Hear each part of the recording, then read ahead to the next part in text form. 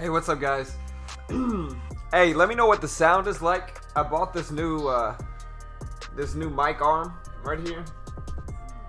Hey, let me know what the sound is like. I bought this new mic arm. All right, but yeah, we got like VTVT is probably the top of the list today. VTVT gapping up from 219s to 450s. We're watching this one right now.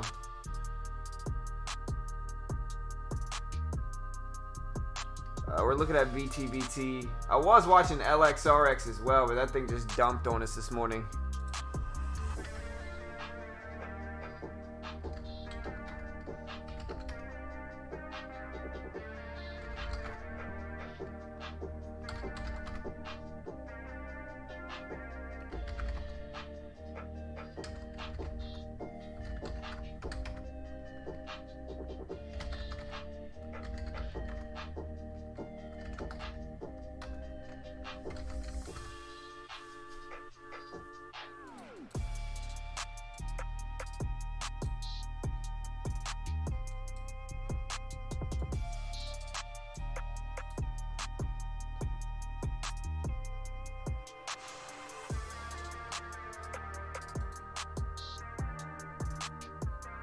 Hey, what's up, Mud Life?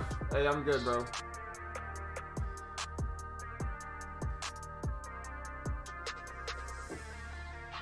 Nah, never used interactive brokers. Never used IB.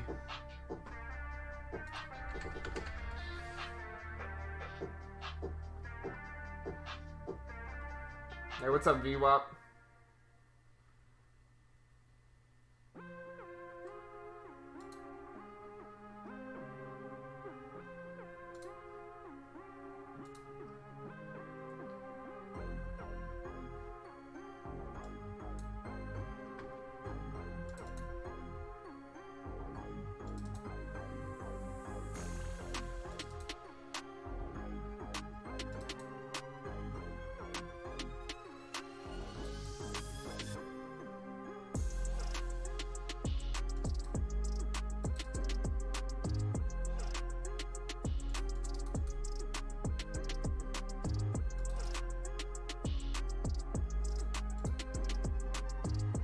Alright, we're watching VTVT though.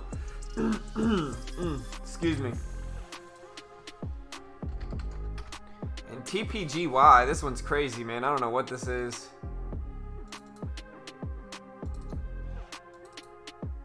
We're just gonna watch half and whole dollars, mostly whole dollars really here.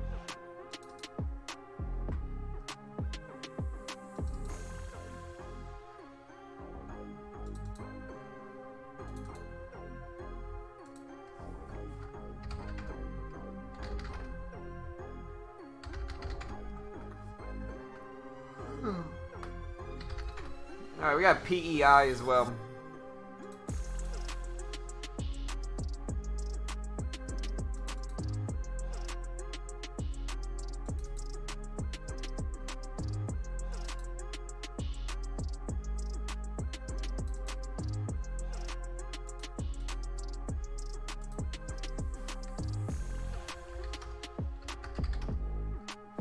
Look at CGRO, Collective Growth Corporation. It's a little bit expensive, but it's gapping up some. We'll watch that too.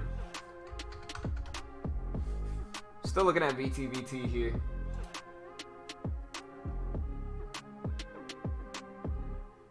Yeah, what did Airbnb end up doing yesterday? I heard about it a lot. Wow. I thought that this thing was opening up at like 68 bucks. What do you feel like? What do you do?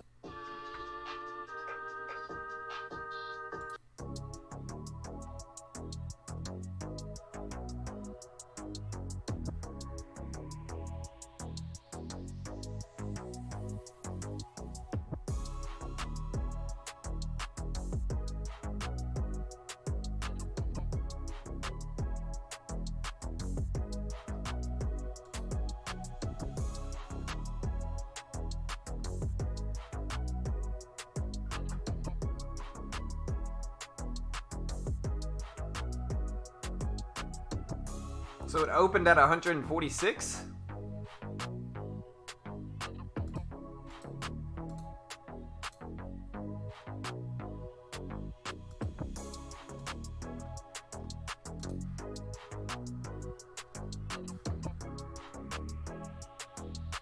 Okay, gotcha, Kane. That makes sense. Alright.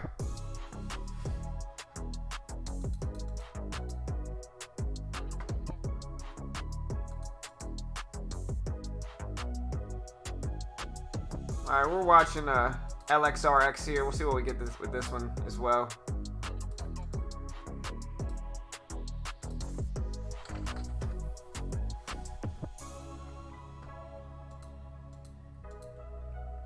He's got to have some type of catalyst for him, huh?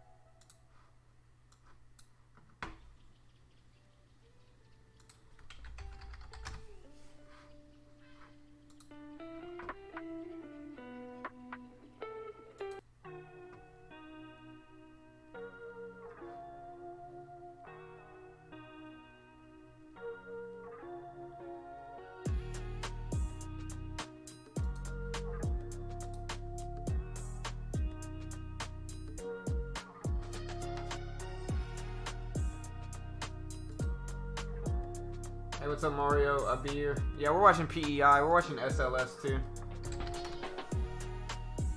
Yeah, look at PEI move. SLS, we're watching this one at least.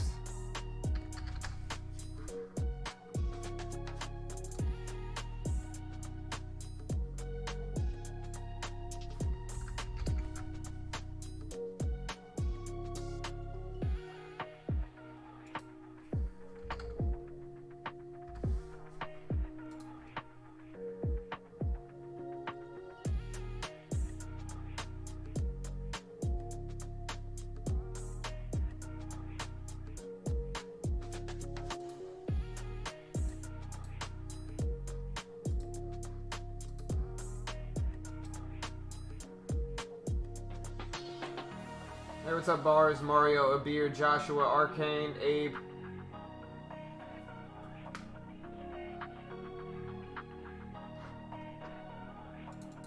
Alright, so yeah, we're watching PEI here. Look at this spike up. Let's go ahead and start looking at some catalysts this morning.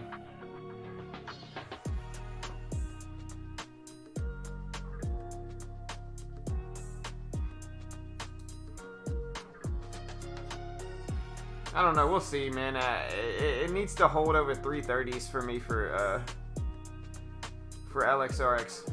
We're watching PEI right now, though. And I might have to change my title back and forth. So PEI is Pennsylvania Real Estate Trust, and they emerged from a Chapter 11 bankruptcy. Shares are up because of that. They successfully completed financial restructuring through that Chapter 11 bankruptcy filing, and you know they came out of it okay.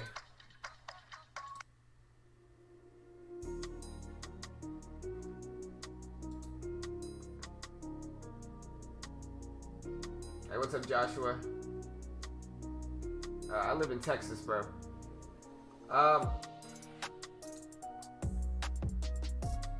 I wanted to ask, I wanted to buy A, B, and B yesterday, but I did not know that it was only available to buy through specific brokers.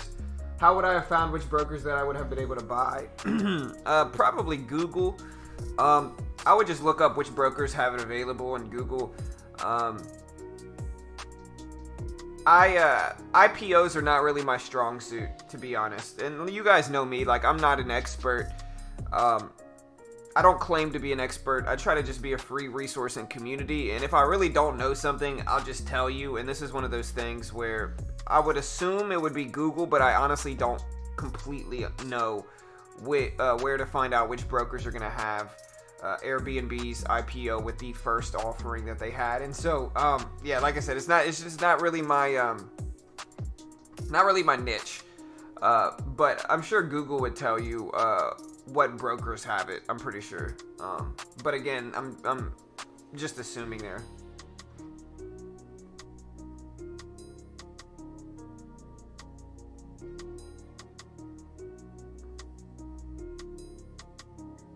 What is your monitor setup, Benzinga?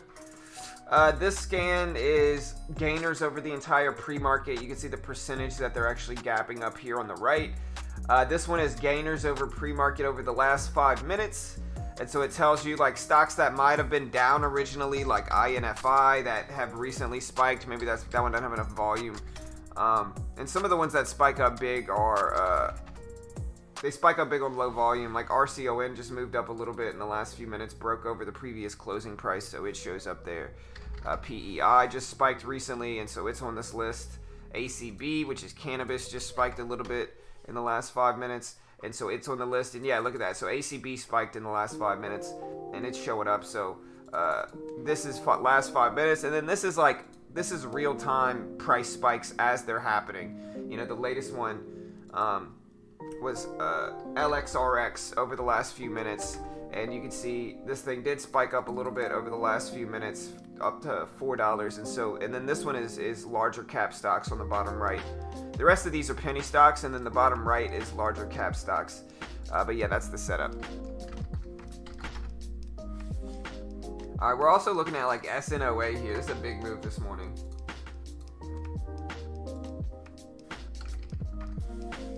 All right.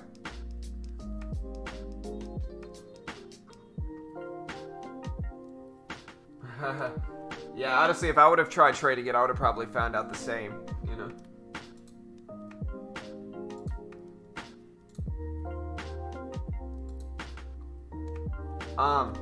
But yeah, let me know how the sound is. I bought this really cool monitor arm that I can speak into and say, "Good morning, team. Yo, yo, yo. You're listening to the smooth sounds of John's day trading show in the morning." You know. But yeah, that's probably a little bit too close. But point is, I got this really dope monitor arm that I can push up and put wherever I really want to put it. I'll stick it right there for now. Maybe a little bit higher. Let me see. There we go. And that's like a perfect spot where I could talk into it, but it's not like too close to. But yeah, SNOA moving up. I don't see any company specific news for this one. This is Sonoma Pharma. They have been dealing in like OTC skin products. I guess that happened yesterday. Okay, so yeah, this was an after hours original spike for Sonoma Pharmaceuticals, and they said yesterday they struck a deal with Crown Laboratories to sell their Microsin technology dermal sprays and gels for itch and pain under Sarma brand in the US, and they said they will continue to sell its prescription strength products while Crown will distribute an over-the-counter version available without a prescription. And that is the news for SNOA.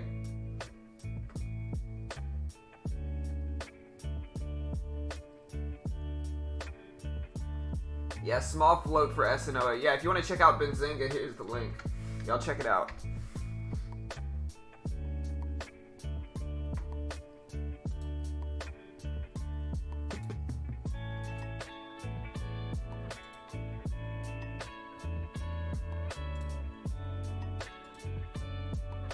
Alright, but yeah, SNOA ripping up. Let me see the float of this one. Where's Nancy?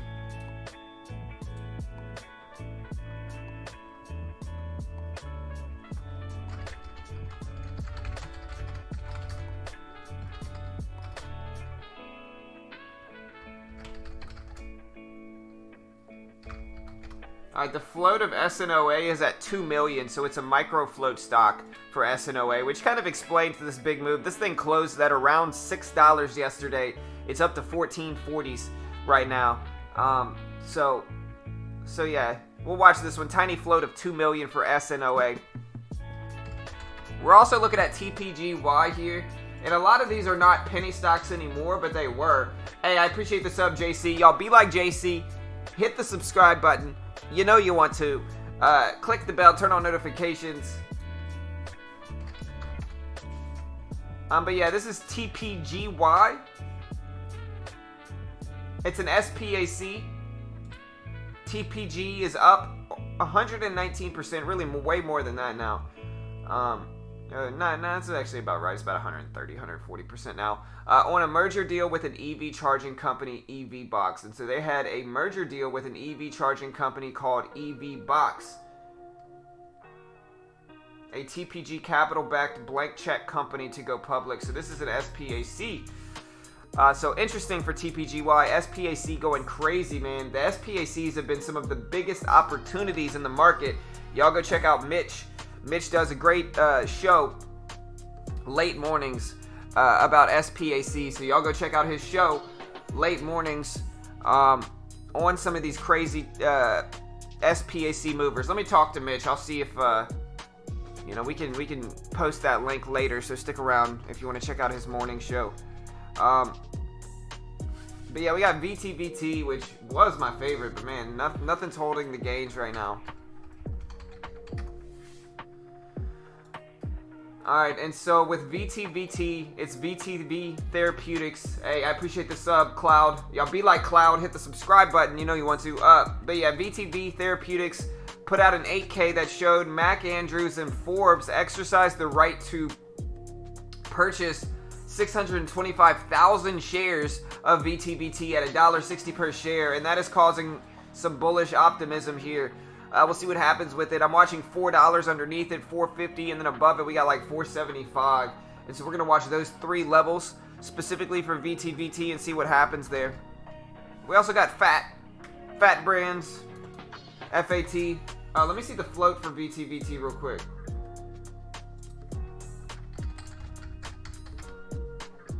The float is 15.2 million for VTVT. The float of Fat here is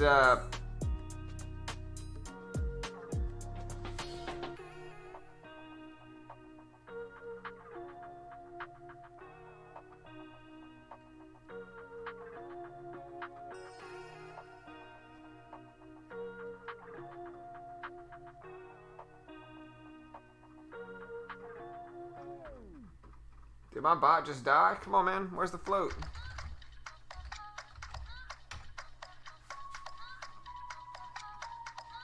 Anybody know the float of Fat?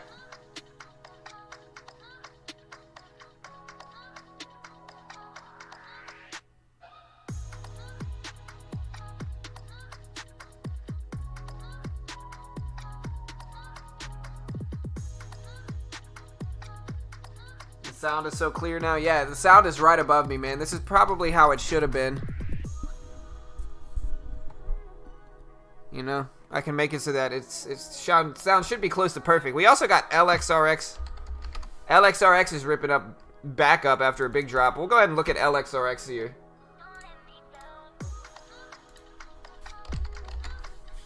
Alright, this is Lexicon Pharmaceuticals, and they received a FDA Fast Track designation for LX9211 Biotech. They priced a 20.3 million share offering at $3.20 per share. They received Fast Track FDA designation. And yeah, they did a offering at 20.3 million shares at $3.20. Yeah, so this is kind of what happens, and this is what you got to be careful with, right? Is that they'll put out a good catalyst, and it might be a legitimate catalyst, and then as that pump up happens, they hit you with an offering. Very common. This is what LXRX did with the $3.20 offering, which is where you see this huge dump back down to 350s. We're bouncing back a little bit, though. It's still volatile enough to watch it. What song is this, man? Hey, 1.3 million hider. I appreciate that, man. Thank you, bro. Yeah, so small float here for Fat Brands. So we're going to watch this too. I like this range right here. This range is my favorite thing to attack in stocks like this. This range. We're also going to watch like 13, but first we're going to see if it breaks out of this range right here. See if it break that range.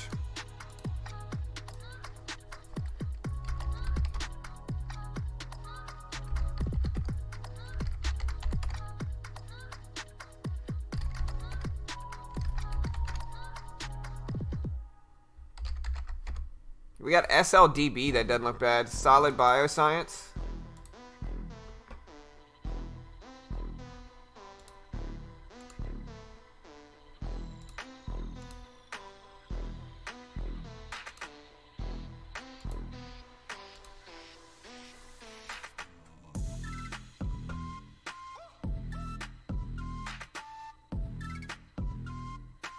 I don't know if I'm feeling this.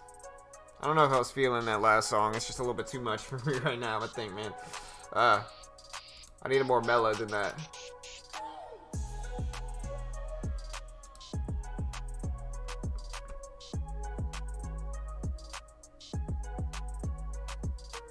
Yeah, not pH fat. Not cool fat. Like, literal fat, you know? Nah, you're good, Joshua. ACB's up, yeah, so...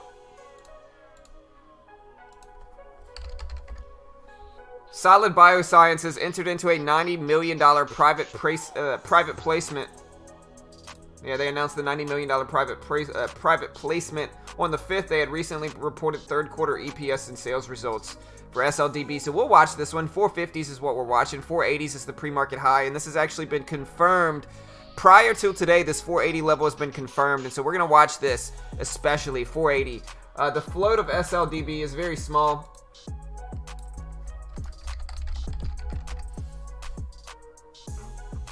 Why does my bot always die in the morning, man?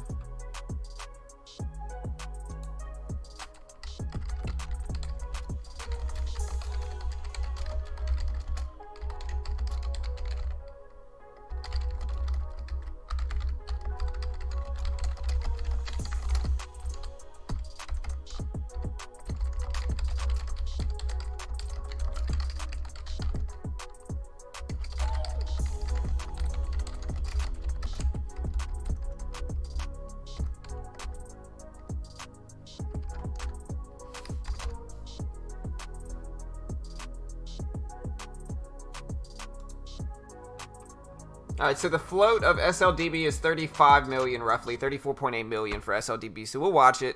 We're also still watching PEI here. I don't know what the float is for this, but I don't hate this one. This one doesn't look bad. This is probably one of my favorites. I think my top 4 or 5 are PEI, LXRX, SNOA, VTVT, and TBGY.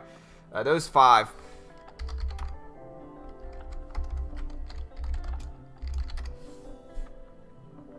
All right, the float of PEI is 65.4 million. It's Pennsylvania Real Estate Trust. I wonder, is it worth living now? They told me dream.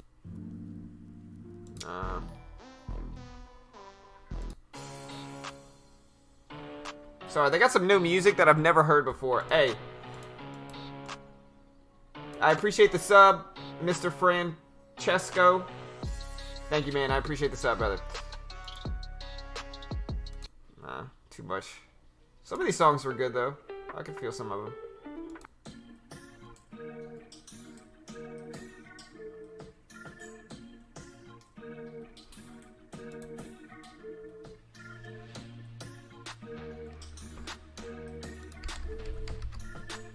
Hey, FRSX, guys. FRSX with a big move here. Look at FRSX, guys. Big move. Huge rip.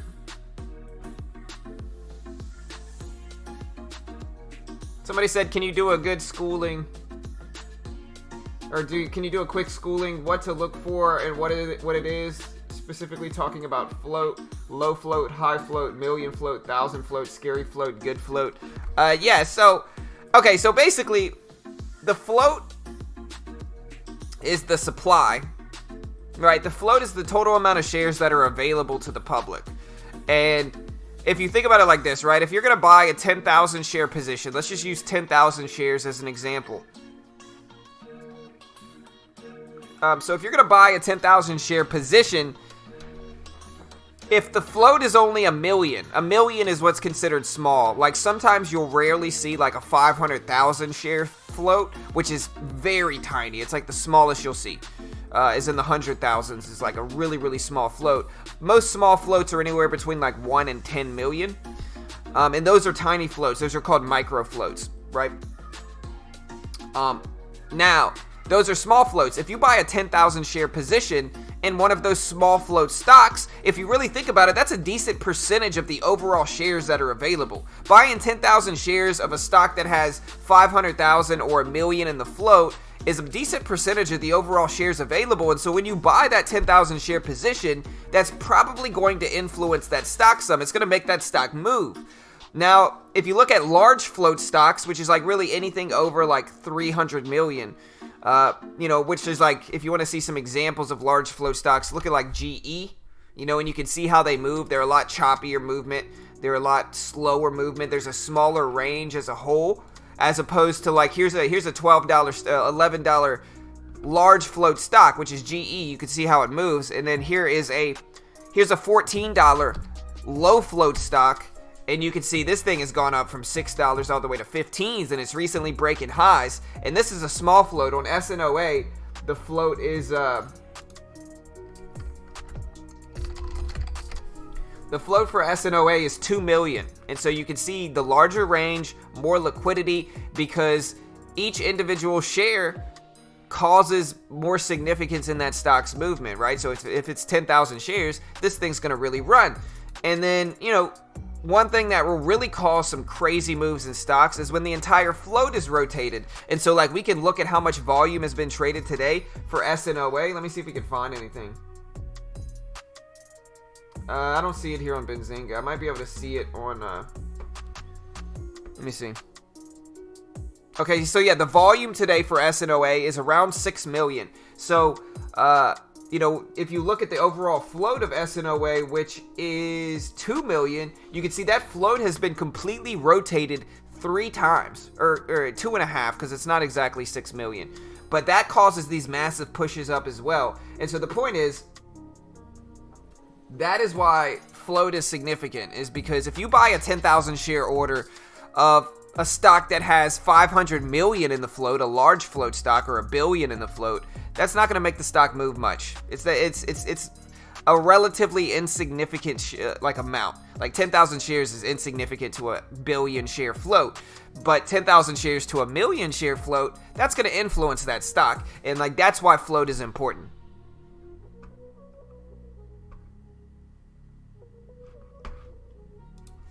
Yeah, we're still watching SLS. Like, we'll keep an eye on this one too, certainly. And this one popped off big yesterday. I talked about it before, man. And this is something, like, listen. If you have patience as a trader, I'm going to tell you a super profitable strategy. All right? And I know, I'm getting ready to sell you my day trading course called Buy the Dip. Pure sarcasm. I'm really not. But, like, I'm going to tell you a strategy that I find works really well.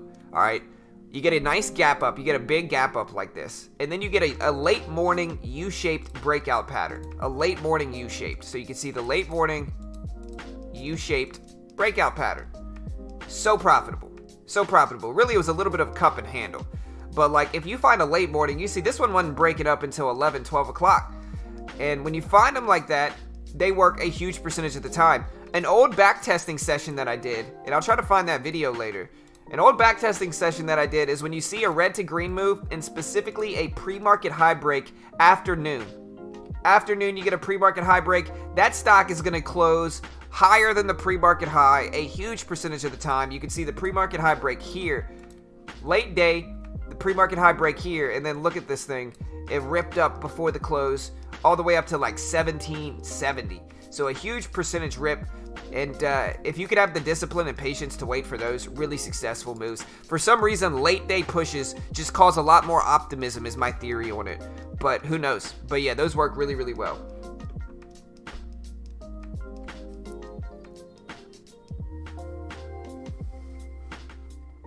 I have no idea, Wayne, for SNOA, bro. Like, I really don't know, man. A lot of these are terrible companies, Like, a lot of these are just terrible companies, including SNOA, VTVT, PEI. A lot of these are just, doo-doo companies, bro.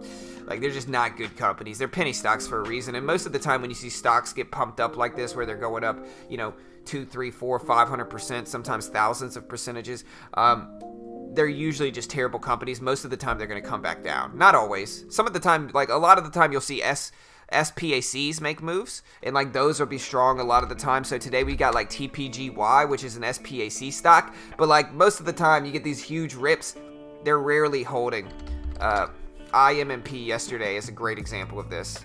You know, this thing went up from, you know, $2 all the way to $8, and I talked about it in pre-market yesterday. I wasn't confident in it, and then this thing just dumped down all day yesterday. Fell down in pre-market today. That's a very common tale of these penny stocks. We're still looking at LXRX, though. It's sitting just under $4. Can which one go parabolic, Young?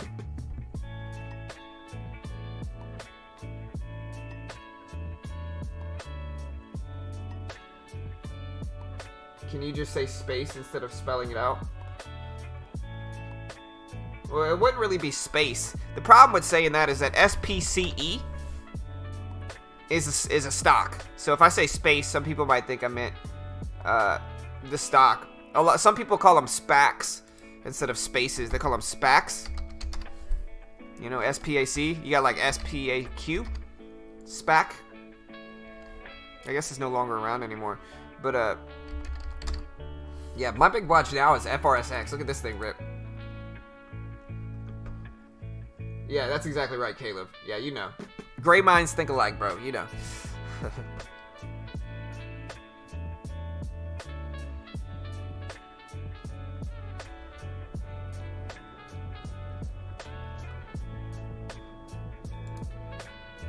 Oh, no, this is my mic, guys. I bought a new mic. Check it out. Look at this. Hello, hello. You're listening to the smooth sounds of John's day trading show in the morning. See? I got a mic. I got an arm. I told you guys I was going to buy one, and then I'll throw it up here so it can still give you guys good sound quality, and you know, but it's not. Oh, wait. Let me fix that a little bit. There we go. That's probably good. There we go. And so that's all you see. It's just my here. Squirm that thing out of here a little bit. There we go.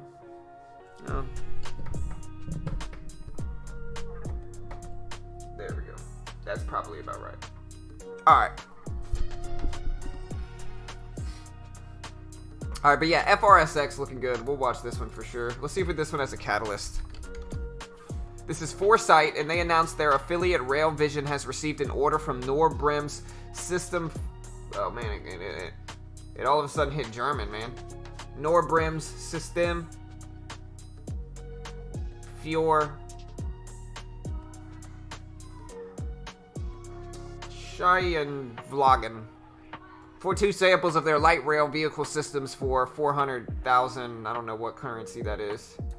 But yeah, okay, so Foresight announced their affiliate Rail Vision has received orders from Norbrim's System für something in German for 2 samples of their light rail vehicle systems for 400K. So yeah, they're going to supply 2 light rail vehicle system samples, and they're going to begin system industrialization project for a total of 400,000 euros. Oh, that's euros. And so yeah, that's the news for FRSX. That just recently came out.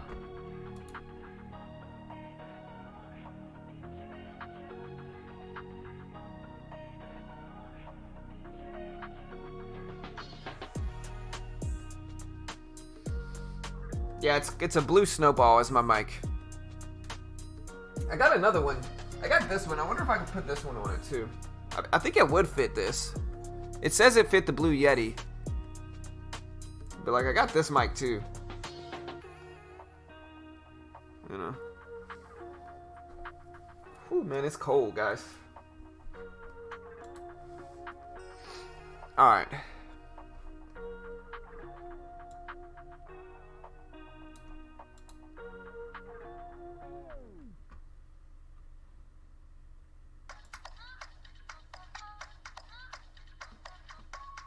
Yeah, I mean, for some of these penny stocks, though, Caleb, you got to think about it. It's a $2 stock.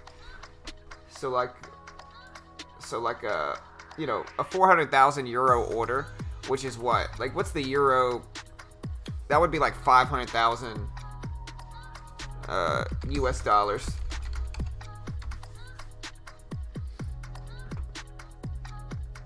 Right? That would be like 500K.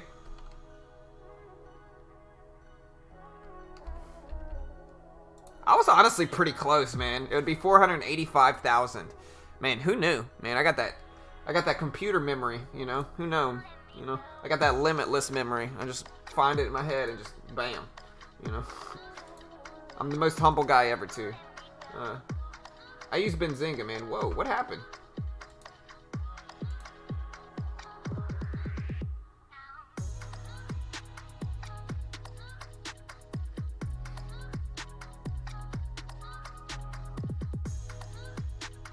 Caleb, you gotta know. You gotta know where this is gonna lead, bro. What's your symbol? Is it public? Yo, Caleb, what's your stock symbol, bro? You know. All right, we got LXRX making moves.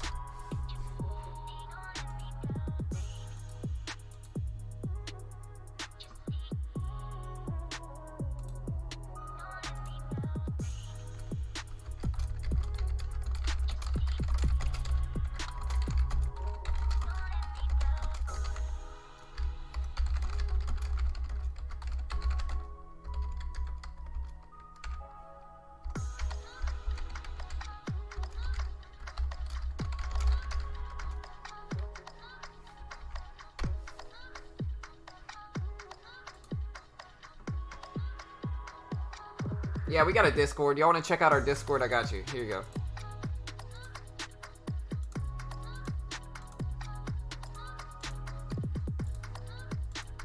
We talking about weed again today? I don't know if y'all want to. There's my Discord right there if you want to check it out. But yeah, we're watching LXRX. I'm watching $4. Look at this $4 resistance. This thing is confirmed $4 a bunch of times now. This is that crazy hype song I can't listen to.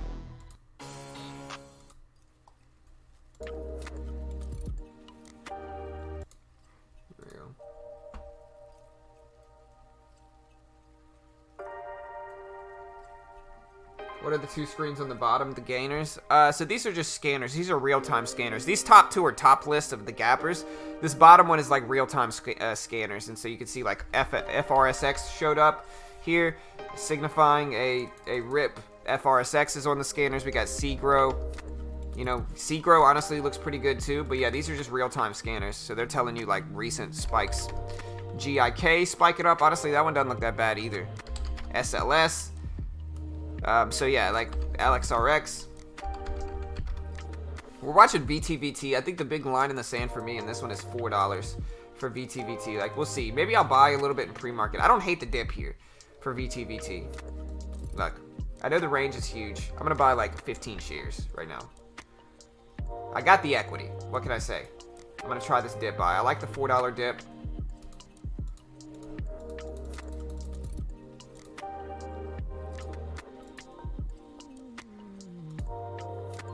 Hey, we're in with 15 shares of this one. But this thing has a huge range, though. 15 shares might seem small, and it is kind of small, but we're just experimenting in pre-market. But look at the range of this thing, man. This thing's got a huge range.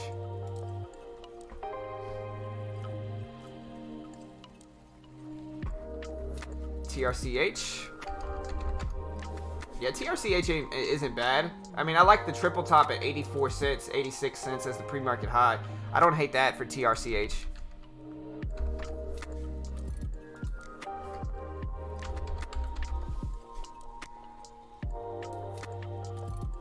I'll let you guys know how this order goes.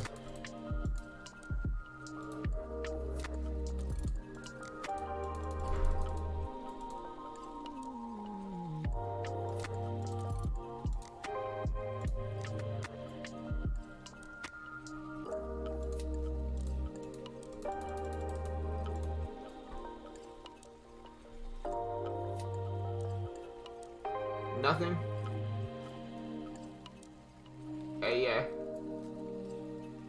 TRCH is expecting merger news today. To buy in pre-market, all you really have to do... is change the time in force for the trade to extended hours. To trade in extended. And then you have to use a limit order to buy instead of a market order. Hey, what's up, Tiny? Hey, good morning. Happy Friday.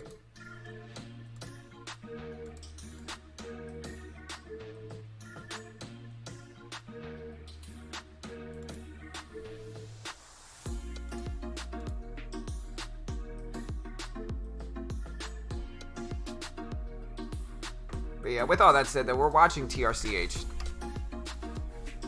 I'm looking at 75 cents underneath this. We're watching this low here, and then we're looking at this triple top at 84 cents. You know, plus we're gonna watch that level there. These 4 levels are interesting here. I like this range, the really obvious range, and the obvious ranges are my favorite to attack here because you can see, like, look, that range looks solid. We're gonna watch that.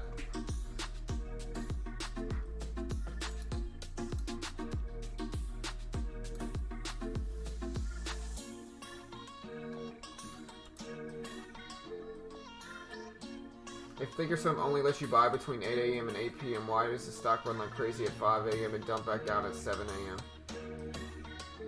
Because they're pre-market pumps. Can you day trade without 25K in your account? Yeah, I got about 10 in my account, and like I can actively day trade as much as I want. You know, so yeah.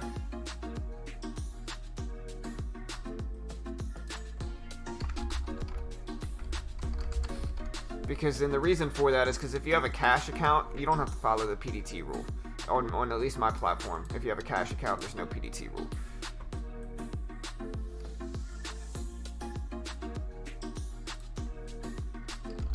CLSN.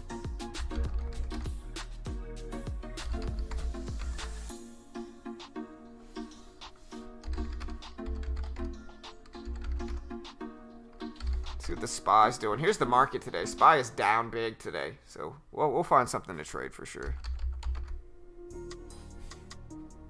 Look at FRSX though, guys. This one's pushing up. Looks solid.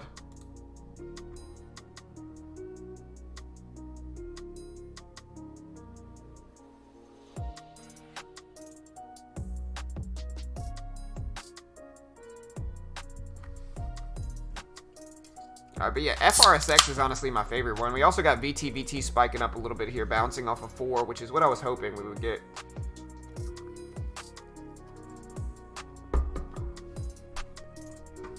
FRSX spiking up here. Sorry, I'm drinking Coca-Cola in the morning because it's the only thing my stomach can handle for some reason.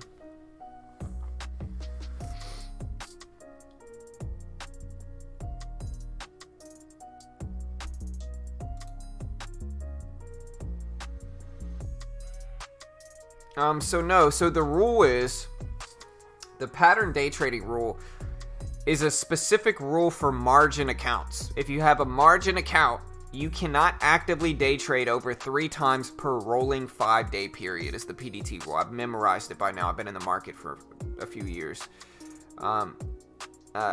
So yeah, it's specifically for margin accounts. Cash accounts, there's no rule. The only thing you have to worry about cash accounts is having enough equity, because it takes 2 days for your funds to settle after each trade.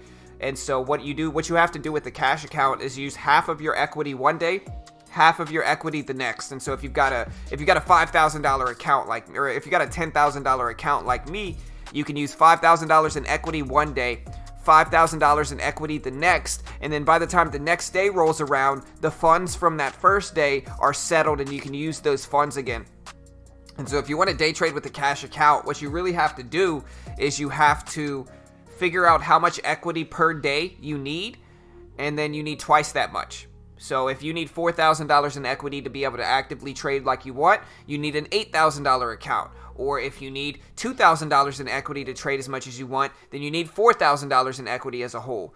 And $2,000 is plenty really per day if you're trading penny stocks. Like, you know, you don't need much equity to trade penny stocks. Yeah, what's up, Wretched? Yeah, I can see this, bro. What's up, man? Yeah, I see you helping out, bro. I see you.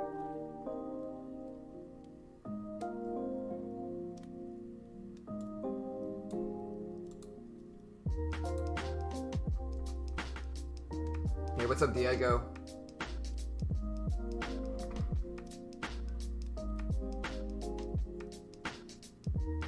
Yeah, I'm looking at CRIS. A lot of people were holding this one too.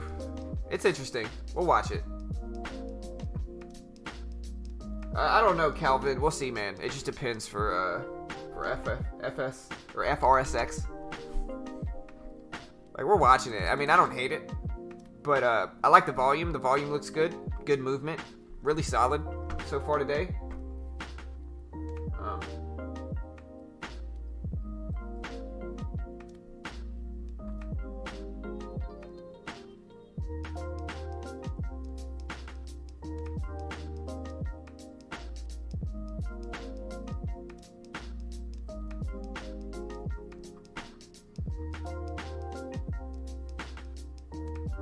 What's up, Ed, Mike, Ken, Sean, Andy, Bill, Caleb, Wretched, Todd Duff, Hisham, Kelvin, Diego, Tiny, Corey, Bill, Bars, Tiger, A3, Ayavong, Johnny, Anish, DG, Root, Bill, Ish, Ann. Good morning, guys. Todd, Chase, Tom. Sorry, we got a bunch of people. Trader T, Rocco, Young Scott, Andy, D. Good morning, team. Hope y'all are well. That's about it. I can't get back anymore. John, what platform do you recommend?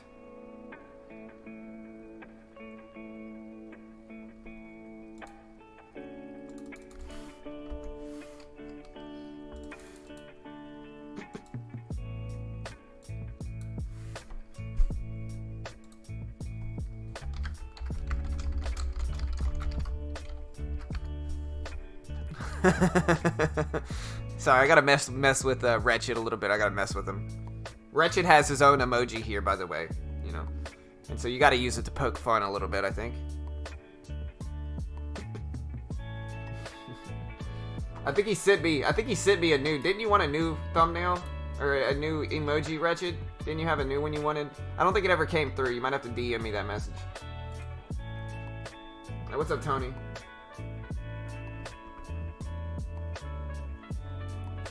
Hey, thanks. Yeah, for VTVT, hey, I'm telling you, we got the bounce at 4. It's not enough for me to make money on, but hey, I'm gonna see if this thing rips. I can hold this one break even now, which is the good thing about it. I'm gonna see if it just rips up to like 5. But either way, I was right on the call. It's just I didn't take big enough sizing. I'm not really used to trading in pre-market though. What I am good at, I think I'm good at it, is identifying support and resistance. And I think that's, if I have like something I'm really good at as a trader that helps my trading, I think it's identifying support and resistance. Hey, what's up, Andy? Hold on.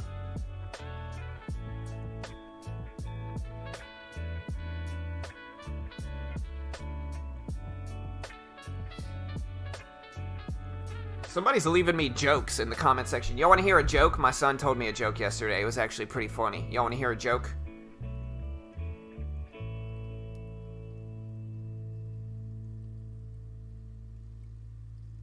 Y'all want to hear a joke? Y'all ready? I got a joke for you. My 6-year-old son told me a joke yesterday. Y'all want to hear it? Split. Alright, you ready? What do you call somebody that does not fart in public? What do you call somebody that does not fart in public is the joke. Y'all ready? My 6-year-old son's joke. A private tutor. You're welcome. You're welcome. You know. That's my son's joke. I expect all of you to laugh if he ever tells it to you. You better laugh. You know. That's my son's joke. You know. He's 6 years old. He told me that yesterday. I kind of laughed a little bit.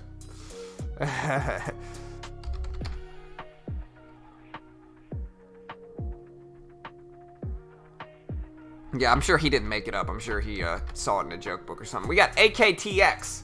Rip it up big here. Rip it up big. Gap it up from $1.90 all the way to $3 here. Oh, man.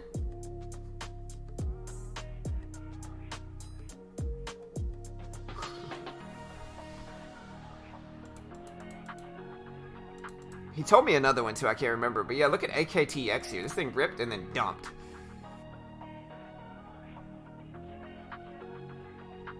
This thing ripped and then just fell for AKTX. I wonder what happened.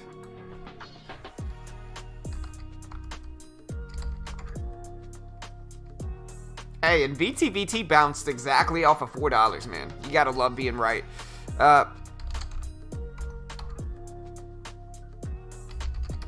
SNDL. Are cannabis stocks up today? Because SNDL is ripping up too. Look at this one. What's the news in cannabis today? Maybe that's why somebody asked if I was talking about cannabis today. You guys know me. You don't want me to start ranting.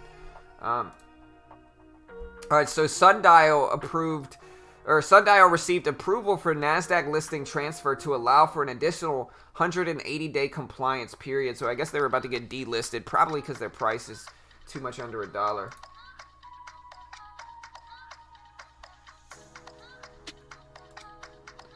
Probably because their price was under $1. So yeah, they got approval from NASDAQ for a listing transfer to allow another 180-day compliance period for them.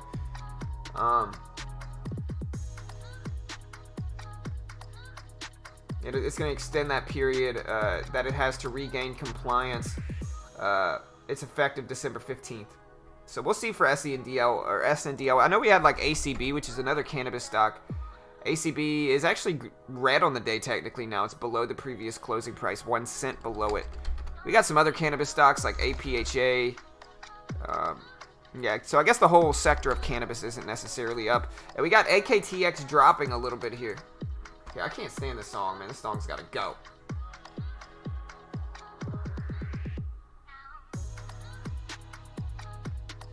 I don't know. I can kind of feel it. I'm torn.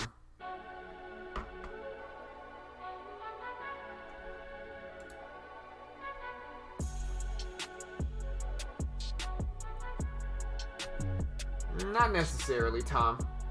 Some pre-market moves are bigger, but you got to catch those moves like really early. You know, aside from that, there's just less momentum in pre-market, I think, if you catch it too early. Or if you catch it late in pre-market.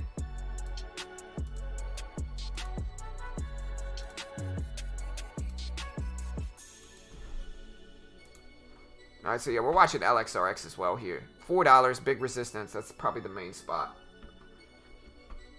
So maybe it's going to NASDAQ.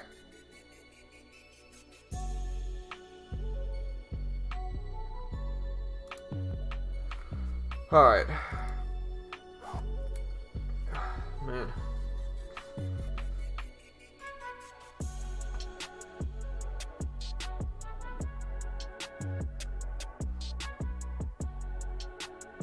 Somebody asked me, do I trade for a living? No, I don't. I'm not saying I'm not a good trader. I think I'm a good trader, but do I live solely off of my trading profits? No, I do a bunch of different stuff. I got a few Amazon businesses. I'm a real estate agent licensed here in Texas, and I am a programmer to a certain extent. I do some freelance web development, and then I do this YouTube and I day trade as well. So I do a lot of different things. But yeah, we're watching LXRX. But yeah, with that said, you need something programmed. Hit me up. Mostly front-end, JavaScript, React, some mobile React Native stuff, but mostly just plain old vanilla JavaScript, React, and yeah, I know a little bit of Python as well for back-end stuff, but it's not my specialty for sure. I'm still watching VTVT. I mean, hey, it did bounce at 4 like I talked about. And I'm up slightly. We're going to see if we can hold this 15 shares until the opening bell and then see if we can get a rip into it. And I think that's when trading in pre-market makes sense. Again, I think trading in pre-market makes sense if you think you can get a good bounce entry and that you can hold a few shares to make a larger win, you know.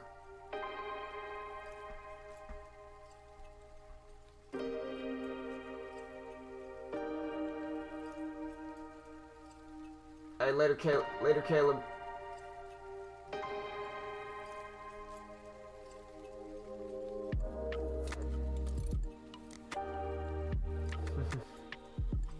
Texas is dope. I was in Corpus Christi. Yeah, I like Texas, man.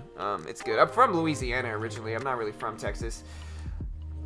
That's why, like, you might be able to hear my accent. Like, I'm from Louisiana. Like, listen to Theo Vaughn if you wonder why I talk the way I talk. Like, some people in Louisiana just talk like that. But if I did, like, I'd probably talk a little bit like Theo Vaughn is probably who I'm thinking. But yeah, I'm from Louisiana originally. We got FRSX here, guys. Pulling back to 220s here. We'll see if it holds there in the VWAP. You can see it pulling back to this VWAP level. I really like this pre-market high spot because it's right under the 250, which is a $0.50 level. But again, look for this to hold because that's the VWAP level. We'll see if that works.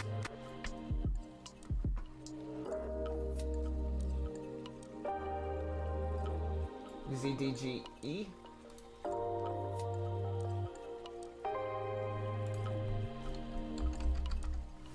ZDGE is okay. It just needs some more volume, to be honest.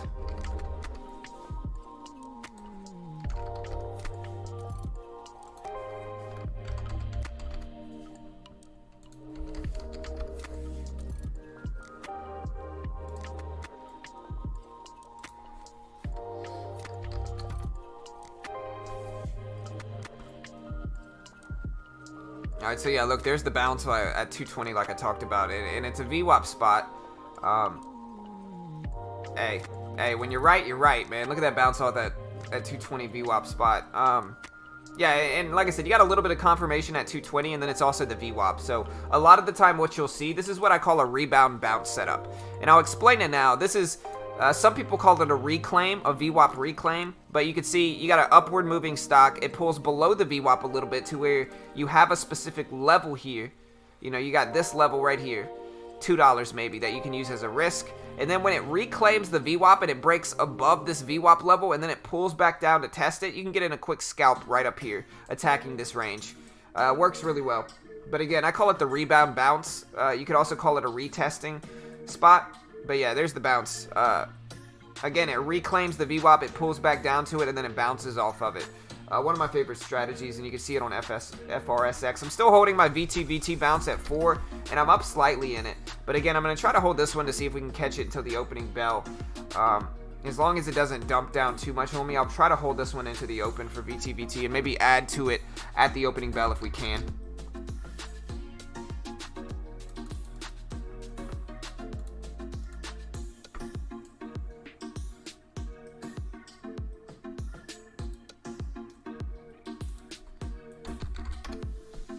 Yeah, U just needs more volume. Quadruple U just needs more volume.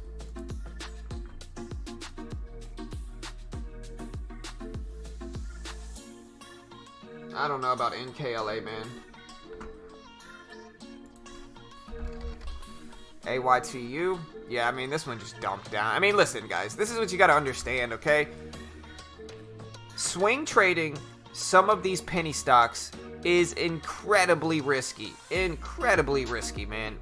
This is very common. You'll see stocks get pumped up, go crazy. They'll rip up, you know, hundreds of percentages. And then they very rarely hold. They almost never hold. Most of the time, they're just falling back down, you know. And they basically never hold. And sure, you're going to get every blue moon, you're going to have one hold and just rip up and do well. But it's certainly not a dime a dozen. It very rarely happens. And so, for me specifically, and all I can really tell you is how I do it. For me specifically, I day trade momentum and then I get out. I do not hold these things. I do not bag hold. I buy them and then I get out. I buy them and sell them quickly, usually within 5 minutes. And if it's longer than that, it's rare. But I certainly never over 10 to 15 minutes. The reason for that is because the longer you hold these things, the more risk you ultimately have. And sure, there might be some swing trades, but if you're going to get into swing trades, I'm telling you, it's not going to be buying second day moves on these penny stocks. Most of the time, it's going to be trying to catch sympathy sectors and stuff like that. But yeah. I mean, in penny stocks showing, everything kind of is a trash company, bro. I'm not trying to be pessimistic about it, but like most penny stocks are just doo-doo companies. Let's be honest here.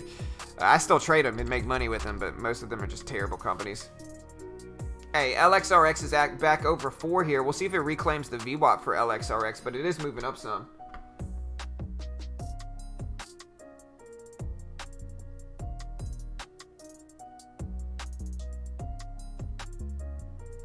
Tesla, yeah, Tesla's a different story. That's a real company. You know, but the big thing about these penny stocks is that half of them are just not even real companies. They're just following along with bullish sector movement. You know, they'll, for instance, blockchain will be popular, and so these companies will be like, oh, we're entering the blockchain market.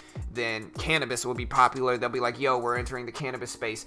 Then vaccines will be popular. Kodak. They'll be like, yeah, we're entering the vaccine space. Kodak. And so, yeah, I mean, that's what a lot of them do. They just follow hype, and they try to pump their numbers up, and CEOs get rich. All right, look, FRSX testing this high again here. Look at that. I called out the bounce at 220, and this thing is just ripping up. Let's watch 220. Watch it if it breaks 247. We'll see if it breaks 250. It's about to break the pre-market high almost certainly now. We'll see.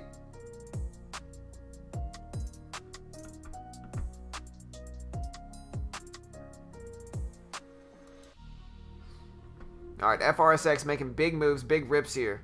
Look at 240s. We'll see if this level holds now.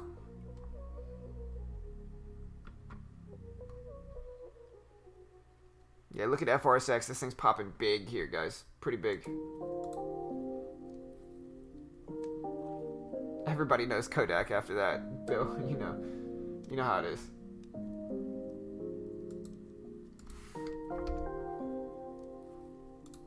Alright, hey, there's the move to 250. We'll see if it actually holds here, guys. Big rip. Big squeeze. Hey, yeah, no worries, Nick. Hey, yeah, y'all hit that like button, guys. We got 74 likes. Let's bring that number up to over 100 if possible. If y'all can hit that like button, you know I appreciate it. Click the bell. Here at Beginner Trading, we're really just a free resource and community for traders. We're just trying to teach people what works for me, and if it might not work for you, and I'm always very transparent and open about that. The only way we make money here is through affiliate links, and so if y'all want to check out some of ours, let me know. But yeah, aside from that, we're just a free resource and community for traders. I think there's a lot of paid content that doesn't need to be paid. Most paid content is publicly available for free out there already. And sure, if you want to spend a few $100s on like a convenience thing for courses, that's fine. Go ahead and do it. But again, most content in the day trading world is publicly available on YouTube as it is. There's no really secret strategies. Most strategies are just forms of different other strategies. And so, yeah, like I said, there's the 250 rejection.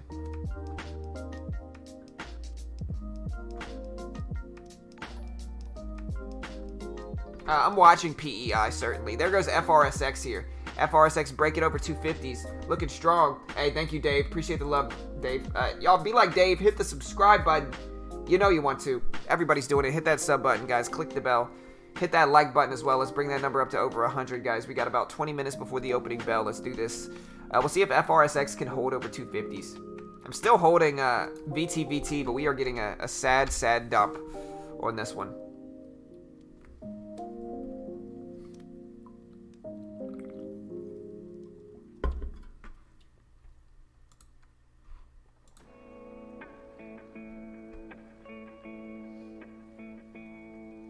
Hey, thanks, Nick.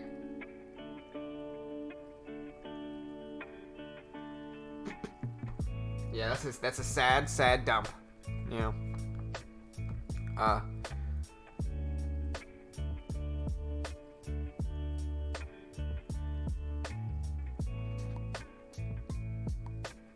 VTVT, we're watching that. We got LXRX making that pop over 4.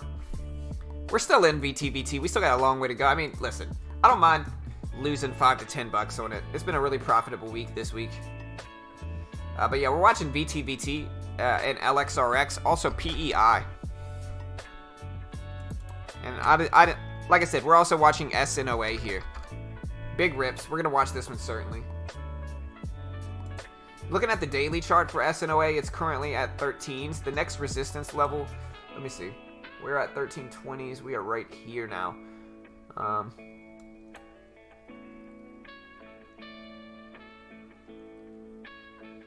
Watch like 1365s.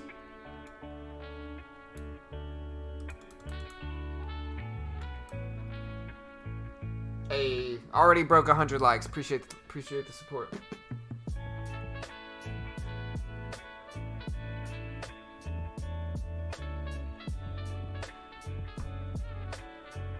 Yeah, never heard of them, A3.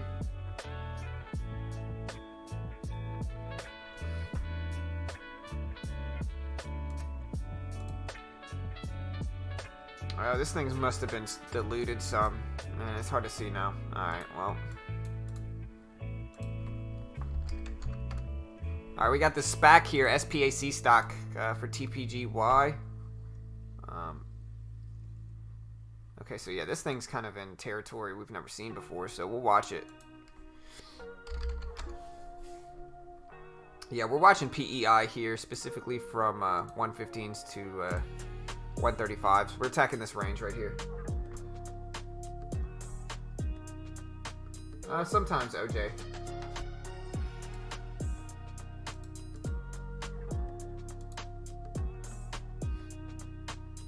We already broke 100 likes, so I appreciate the love, team.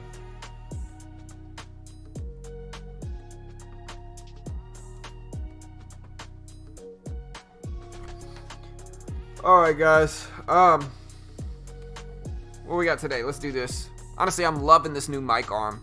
How's the volume sounding, team? It's got to be sounding pretty good. We got VT still trying to push over. I think 450 is going to be the resistance level we got to break here. It's a $0.50. It's right above us. Previous confirmed resistance at 450. We'll see if we actually break this now. But again, I'm going to try to hold this thing for the next 15 minutes or so. We should be fine unless we get a crazy drop. I don't mind holding this thing into the open, see if we get a nice easy scalp first thing in the morning for a very small trade. Maybe we'll add to it too if it looks good. But yeah, we're still watching LXRX. We'll see if it holds VWAP in $4.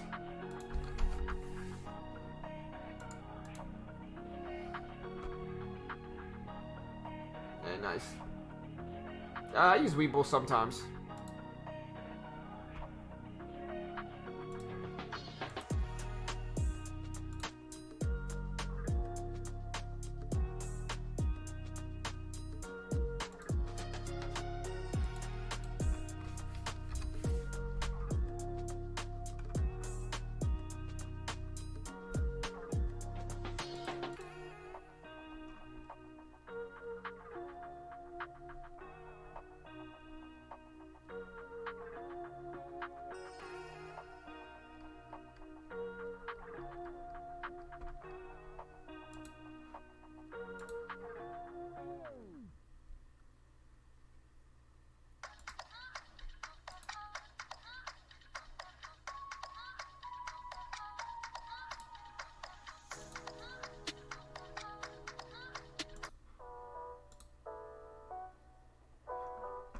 My entry on VT was right around $4. I got filled at $4.18.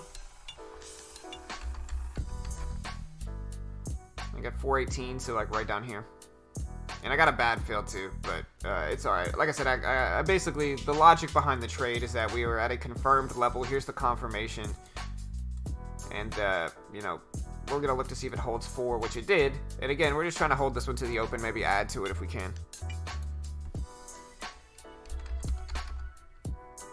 Man, look at FRSX, guys, ripping up big here.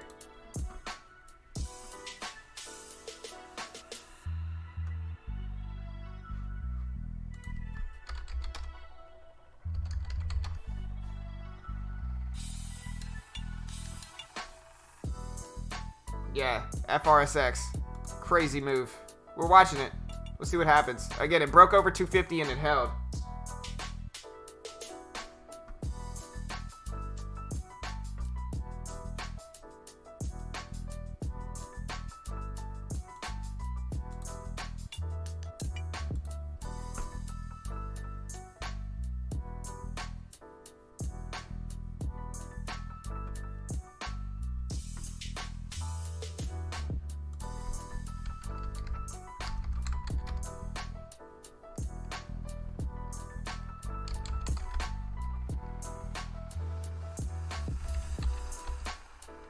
Still watching SNDL, which had a nice spike up this morning. Look at SNDL, which is a really cheap cannabis stock, but it's still making moves here. We're going to watch it. But yeah, FRSX, crazy spike. Let's look at the news. If we haven't already, let's look at the catalyst for FRSX here, because this is a big move, and this is probably one of my favorite ones right now. Alright, so yeah, this was the Rail Vision. Shares are trading higher after the company announced that their affiliate Rail Vision received an order from a German company for 2 samples of their light rail vehicle LRV system. And in addition, the German company has ordered customization of Rail Vision LRV system features. Revenue from the order is expected to be approximately 400,000 euros, which is about $485,000. But yeah, next stop is 3. I think we saw a few people mention that. Next stop is 3. But a crazy squeeze up here. Big move, big rip. We're watching it. I can curse in German. That's about it. Can I speak German? No. I can curse in German, though, like everybody else. You know, everybody can curse in German.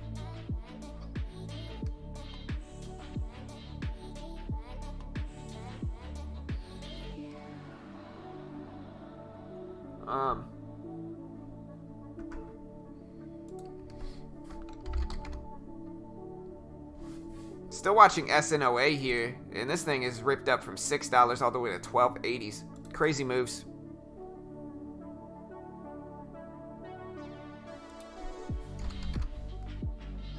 What else we got? What did AKTX end up doing? Man, AKTX just failed. Alright, so we're still good in VTVT. We're still holding a little bit. Tiny little position, though, but hey, every cent counts, right? FRSX, man, it's sitting at 280s. This is the big watch. This will be the top watch today, and it's right in my price range, too. I really like this price range.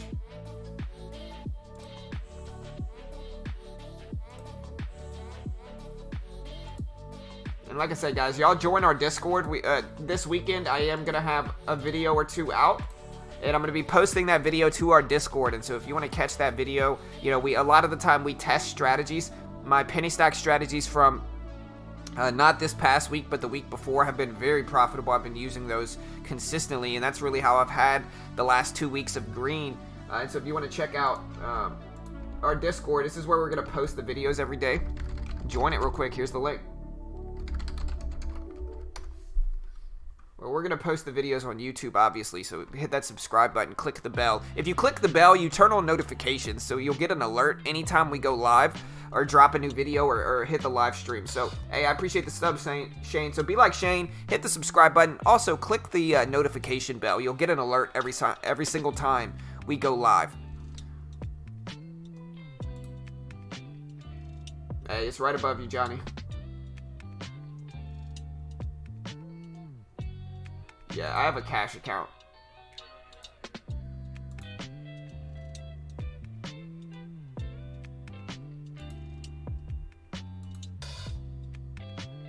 Alright, so FRSX pulling back. Watch like 275 here. Watch 275.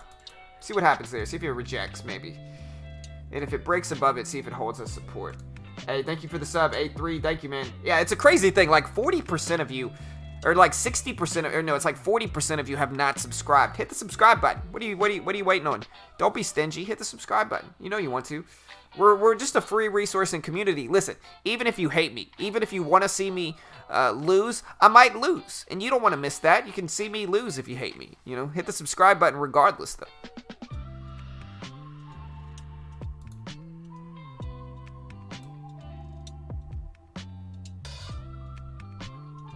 All right, 275 is holding.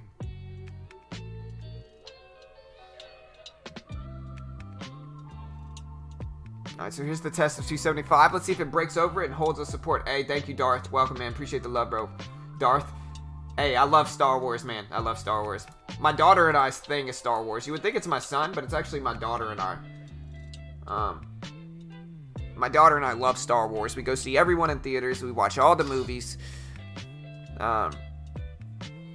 Hey, my man Yeti. Appreciate the love, brother. Hit that subscribe button, man.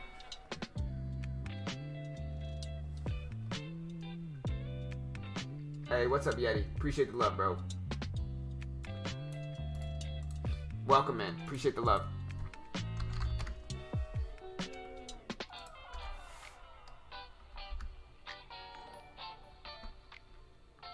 Hey, I appreciate the sub. Or, yeah, thank you, brother. Appreciate that.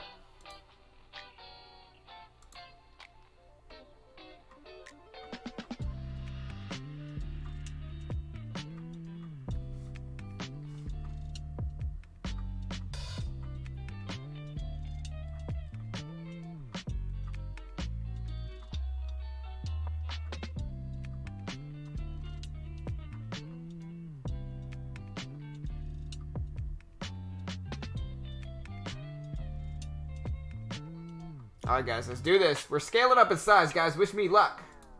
We got this today, right?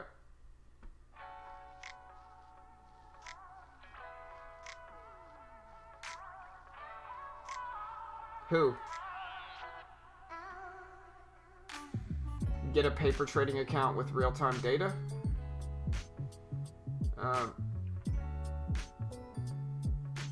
Hey, what's up, Shane? Hey, good luck, brother. You got this, man.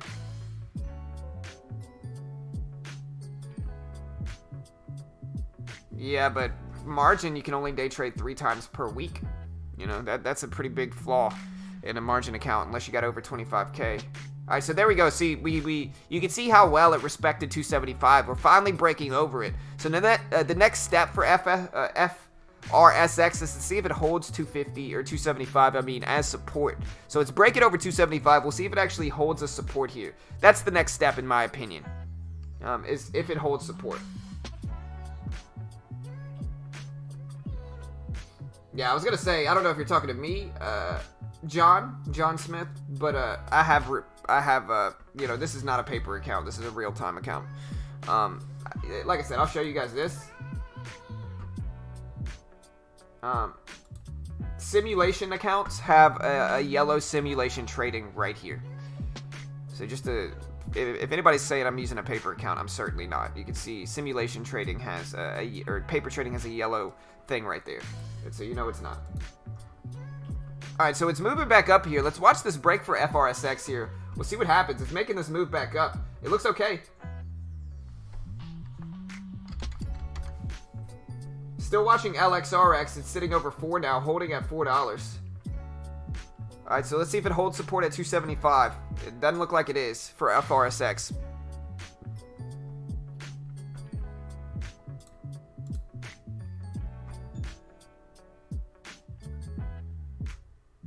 Oh, you're talking to 834. Okay, my bad.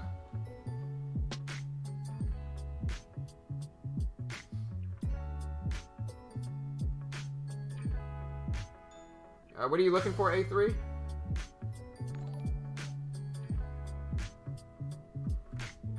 Hey, thank you, Scott. Appreciate that, man. Welcome, bro. Hey, yeah, and I appreciate that, Yeti.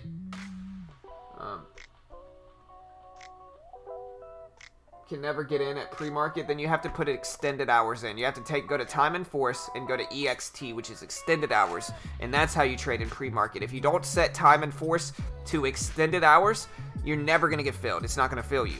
If you try to use a market order in pre-market or after hours, you're not going to get filled. So you have to set the time and force to EXT, and then you have to use a limit order.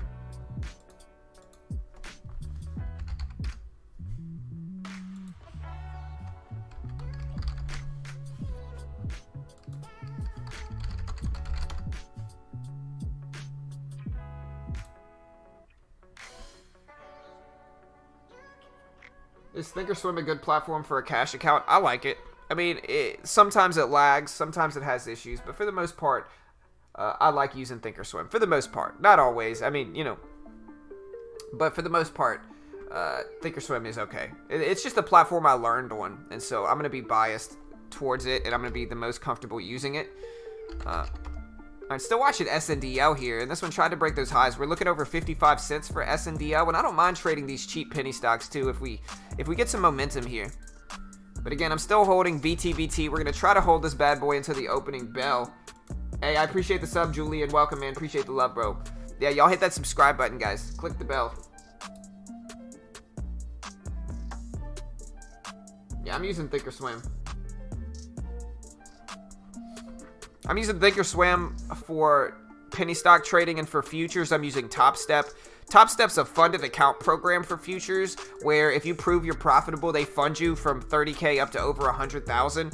They've paid out like $2 million to their traders that they funded this year in payouts, and they're regulated in the US. Very cheap too. It's like 120 bucks for the base package. If you want to check it out, help support your boy here. Here's the link to Top Step. But we're getting a drop in BTBT. I'm a little disappointed I'm seeing this drop here because we're about to be break even now. It's right before the opening bell too. It's still fine, but obviously I don't want to see this drop before the opening bell. We're still down slightly on it now, but maybe I should have taken profit at the highs here. I think I was a little bit of a whip, and I could have made some money with it, but I just traded too small, unfortunately.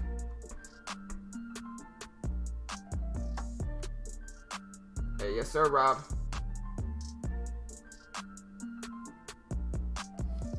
Hey, we got 2 minutes, guys. Less than 2 minutes. Let's do this. I'm going to switch these gainers. I'm going to switch these scans, guys. I'm going to switch these over to actual market hours. And so nothing's going to show up until the bell.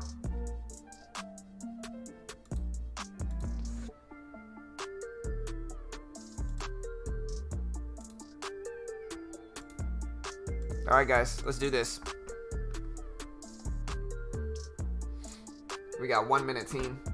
Hey, good luck. Hey, before we got the opening bell, before we hit the opening bell, guys, hit that like button. You know you want to. Everybody does it. Hit the subscribe button. I'm trying to let this one go, but definitely don't like this drop in VTVT. All right, we got 30 seconds, guys. 30 seconds. SNOA is pumping up too. SNOA. We're still going to be watching FRSX here at the opening bell. Hey, and it's pulling back to 250s. Let's watch 250s now.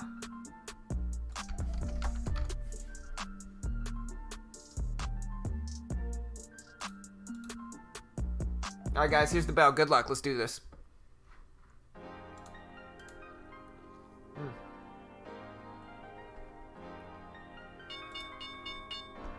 All right, there's the bell, guys.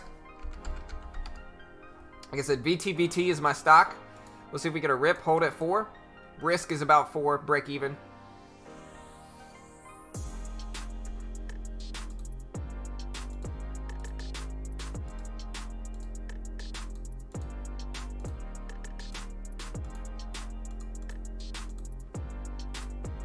All right, guys. Hey, we're right back up there for VTVT. We bounced again at $4.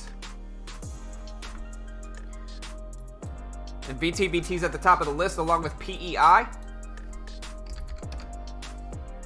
PEI dropping some.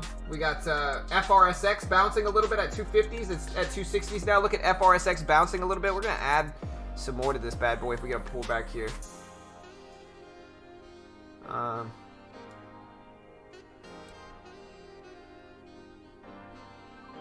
Alright, so we got filled with, we're in with 30 shares now as opposed to 15.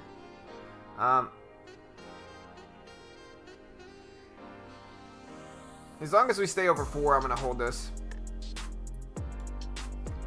But if we can't stay over 4, I'm just going to jump out.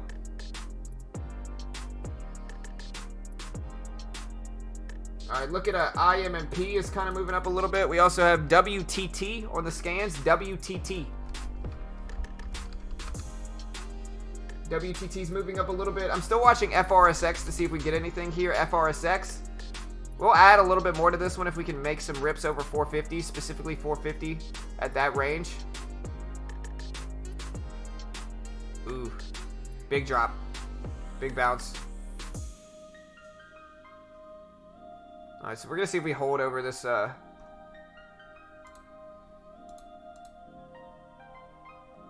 Weird.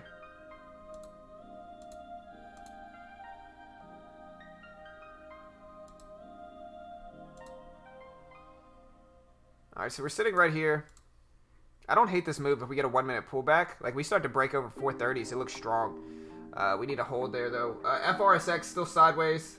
TPGY ripping up. IMMP ripping up, guys. Look at IMMP breaking over 450s, 430s for IMMP. Look at that one. That one's actually ripping up strong here. Look at PEI, guys. PEI is about to pull a red to green here.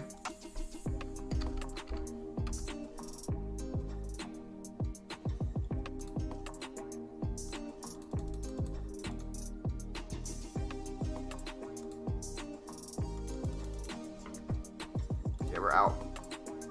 All right, we got out of there for less than $5. I do not like that drop at all, and so we are out of there. The next one I'm looking at is PEI. I kept it pretty small, honestly. All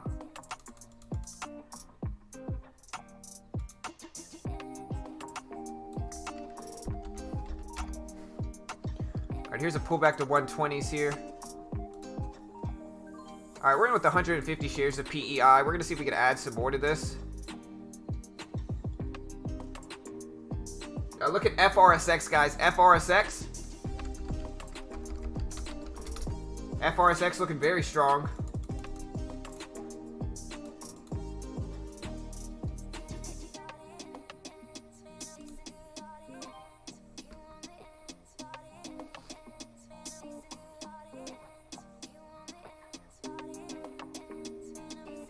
Alright, so I'm trying to see what we want to do with this. I'm up a little bit.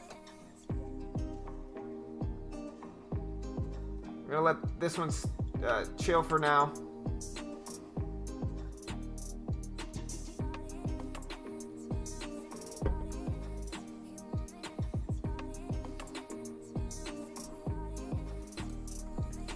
I do want to put this here, guys. This is probably my main one right now. I'm in FREX. Alright, big dump here. We gotta let 260 be our risk for this one. See if this one holds. We're in 100 shares of FRSX. Gotta be careful. It's Friday. It's usually gonna be a little bit lower volume day. We're still in the 150 shares of PRSX. Ooh. I'm out. Big drop. Big drop. Kind of worst case scenario there. Honestly, this is probably some big trader jumping in this one. But we're still good. We're still holding PEI here. We're down about 20 bucks on the day, which is kind of what happened yesterday. Is that we ended, we started off red, but then we fought our way back and ended green. So we'll see how we go.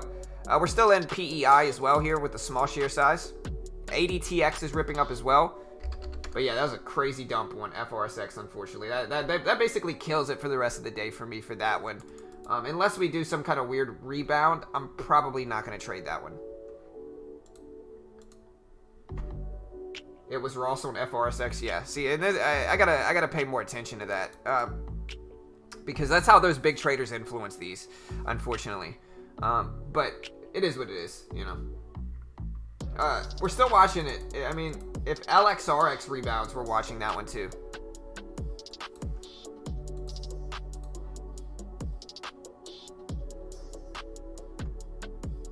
So I think I'm gonna wait for like LXRX to maybe pull a red to green move. If we can, and then this one, if it breaks under 120, I gotta get out too.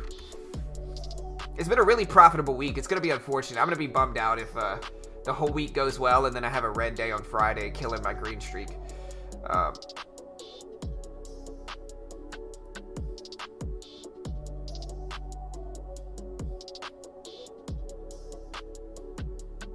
Alright, so this level's important. 120, we need a hold here. If not, we just gotta bail out, I think.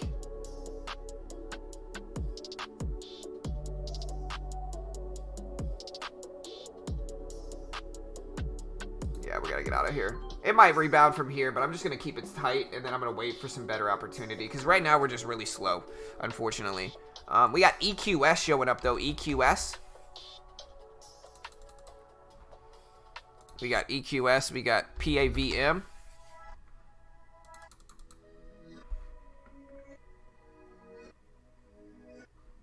I'm still kind of looking at LXRX. We're gonna see what we get with it, but I'm still kind of looking at LXRX too. What did VTVT end up doing? Okay, it's down. Everything's down right now. Except for LXRX, everything's down. Or no, LXRX is down too. But yeah, aside from these, I mean, it's kind of slow right now. AGLE showing up on the scans.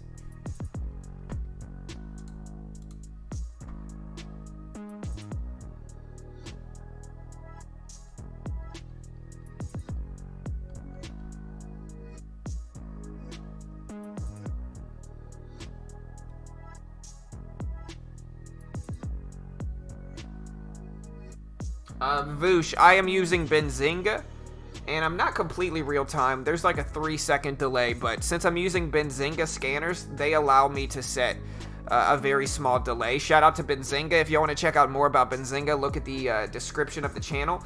But the reason I'm in real time is because Benzinga allows me to stream with only a 3-second delay, which is what I have. SVRA, rip it up. Look at SVRA. And we're gonna wait. We're gonna wait for some red to green moves. That's what we have to wait for. If not, we're risking, or we're being too risky. Let me see if I can download this music here.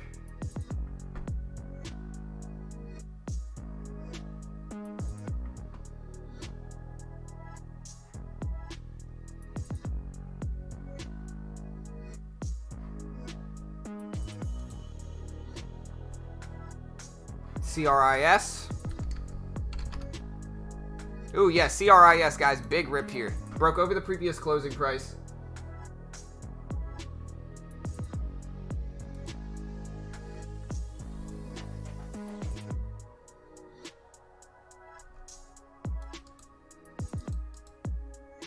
IMMP. Everything's down. Nothing's ripping except for CRIS, and even that's a little bit slow. UAMY, XCRS. What did SNDL end up doing? Down. Figures. Everything's down today. What am I down so far? I am down $26. Not the best day so far, but you know, we'll see. We've been very green. It's been like nothing but green days this week, so it'll be unfortunate if we end our green streak on Friday, but I mean, it's kind of how it goes. Friday's a little bit slow. XERS too.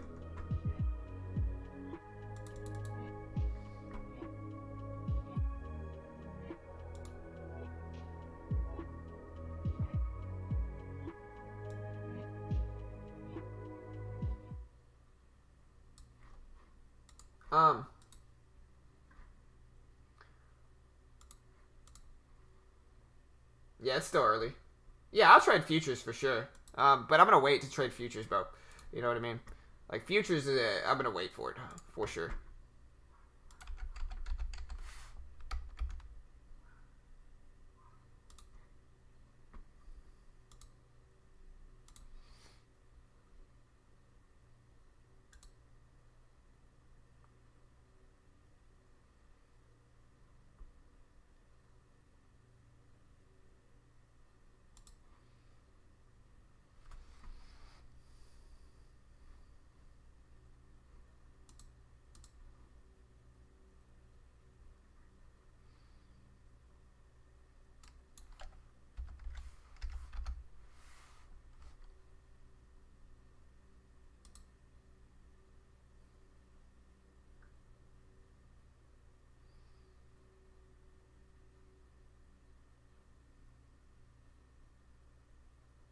Does anybody know in OBS how to add RRD? Does anybody know how to add music to OBS to where I don't have to use like an external website?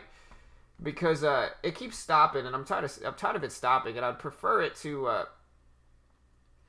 you know, honestly, I'd prefer it to just hold and play the music myself on that. All right, we're jumping in VTVT here. We're going to see if we get that rip back up. See if we can actually hold. I don't like this rejection. So frustrating. Let me guess. Another big-time trader jumping in here. Another $20 loss. That's probably what this is, to be honest. I'm going to slow it down. That's like $40 down for me today, and so I'm certainly going to slow this down. But I can only assume that's what it is. Because we're just getting some huge swings in both directions here. Another 40-50 cent drop. So I got to slow it down. I'm certainly up on this week, but I don't want to risk too much to where I'm just pushing it a little bit too hard. And so I'm going to wait and see what else we can find. Nothing's holding today right now. What did CRIS end up doing? I mean, CRIS isn't really making moves either. Nothing else is really holding, unfortunately. Kind of looking at FAT making some moves. FAT. What else we got? Still looking at IMMP here.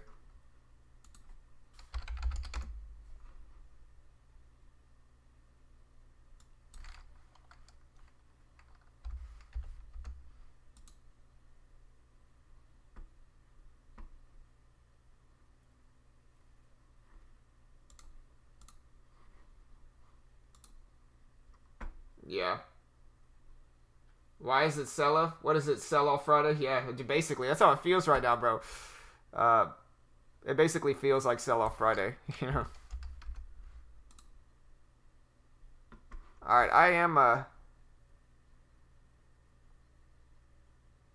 I am in FAT here, guys.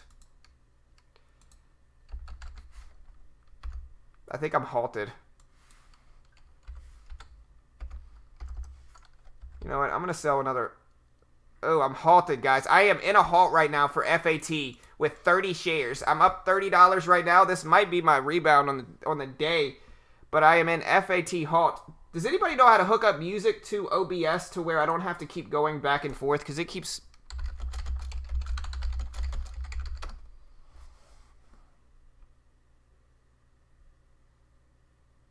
I'm going to look at the forums real quick.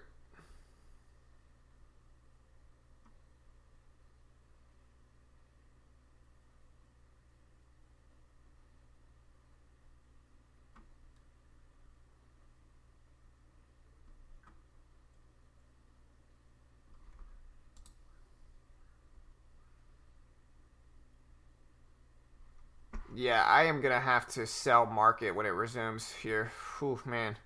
Luckily, it's just, I'm holding 30 shares, so it's a tiny position. I'm up already in it. I hope it gaps up here, and if it does, I'm going to have to insta-sell as soon as we resume. But I am in the halt for FAT. It was halted at 8:43.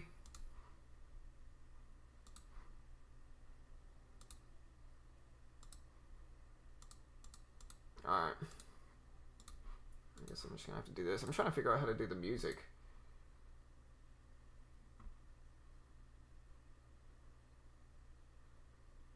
Yeah, so this one was halted at 8:43. It will resume at 8:48. I'm a little nervous, to be honest. It's a big trade, and I'm already up. Luckily, I'm in it. We finally caught one. Hopefully, it doesn't do what everything else does. Nah, FAT's... Oh, I'm talking about FAT. FAT is coming back at 48. So we've got 3 minutes. Yeah, usually these are going to be okay. Usually these are going to be fine. But we'll see. You never really know, to be honest. But I like the move.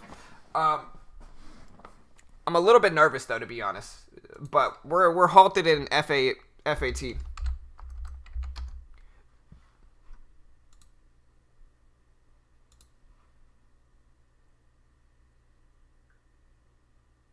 Alright. We got 2 minutes, guys. Wish me luck. But man, FRSX, VTVT, all of these are just dumping on me today. Yeah, it's probably going to be good for us, Caitlin. Probably. You never really know. Sometimes these can just gap down and be terrible. But I'm lucky that I have... I am lucky that I have $30 in profit already, and I've already scaled out of most of the trade, and so I'm lucky that I'm there. Still, it could get drastic here. I'm hoping it gaps up to 10 and 11, because that'll be lovely. That'll be a great trade, but you never really know, and so I'm holding it 30 shares. I'm going to get this ready to sell the entire position. I am not going to try to scale out of this anymore. I want this to sell the entire position as soon as I'm in. I'm certainly not going to be using a bid order either, or an ask. I'm going to be using market just so I know I'm filled immediately as soon as the resumption. We got 1 minute until it resumes. 1 minute until it resumes, so let's watch it for FAT. I'm holding a little bit.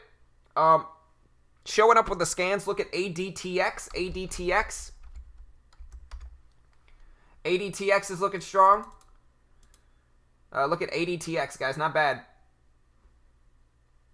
All right, guys. We got 40 seconds. Wish me luck. Honestly... my heart's beating a little bit. Yeah, look at ADTX, though. It's pulling back some. Look at PAVM. Still ripping up. PAVM. Look at ETTX. All right, guys. We got like 20 seconds. I'm getting ready. Wish me luck. Hey. A little nervous, but hey. Yeah, I think it'll probably resume up as well, but you never really know. The float is tiny for FAT. I don't have time to look up the float, but I know it's small. All right, here's the resumption, guys. We got 5 seconds, 4 seconds. It should resume anytime in the next 10 seconds, 20 seconds.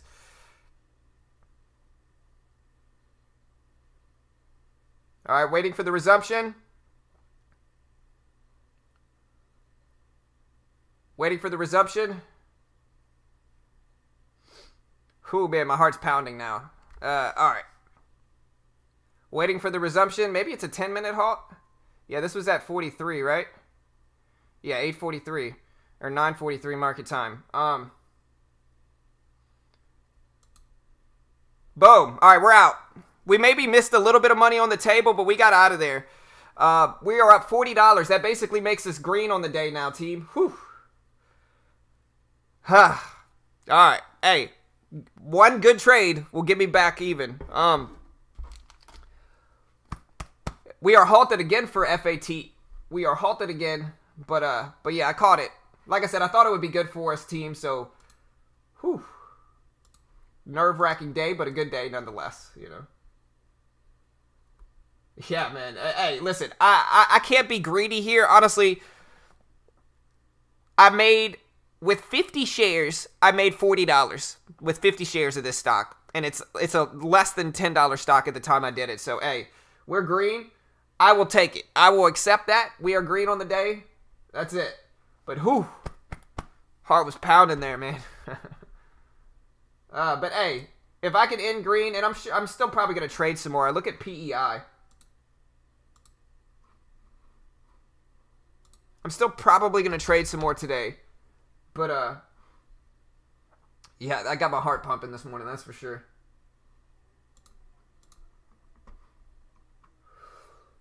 Whew. Yeah, deep breaths. That's right. All right.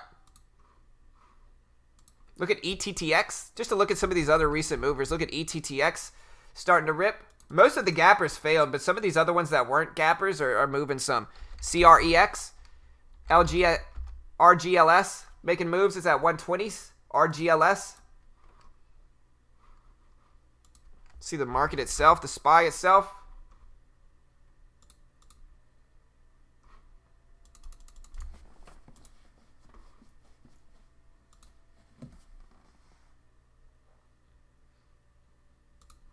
All right, we just scalped a nice little $60 win in the futures market. We just scalped, you can see my P&L here, scalped $62 in the futures market. We got that low at the daybreak I just watched, and so we caught that $62 up in futures. About break even at pennies, but hey, we had like three red trades in a row this morning, so we'll take the green.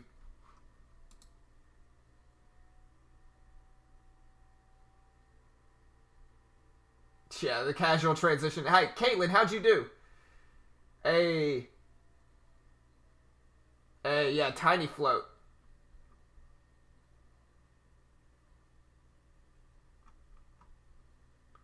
Hey, don't stress it, RJ, brother. If you're down that much, man, and it's too much for you, just scale down your size, bro.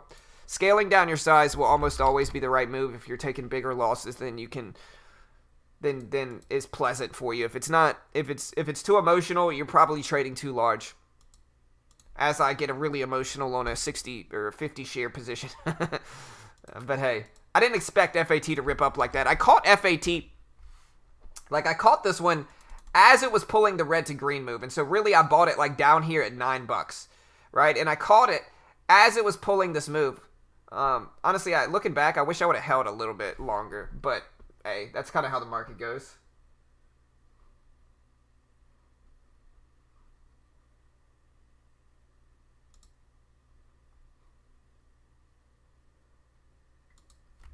Whew. Is IMMP going up today? I don't know. No. Not by my looking at it. I don't think so. I think it's going to break under 4 and get really weak here and probably crash down some. It might pull back to the VWAP a few times, but continue maintaining that downward trend. Pure speculation, though. I'm not 100% sure. Hey, nice Caitlin. Hey, that's what's matter. That's what matters, because a lot of the time you'll get halted and you won't. A lot of the time you'll get halted and sometimes they just won't resume. Like LFIN was notorious for that. But yeah, look at ETTX still pushing. Yeah, we got some movement now. Look at PEI.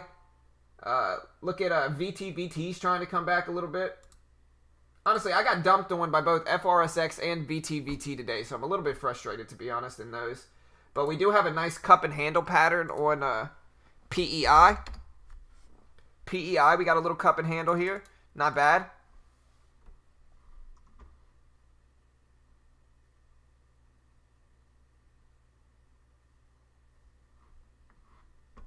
Not a bad. The problem is the VWAP's above it, but this is the perfect cup and handle pattern. I don't know if it's going to work, though. The VWAP's right above it, but here's the cup.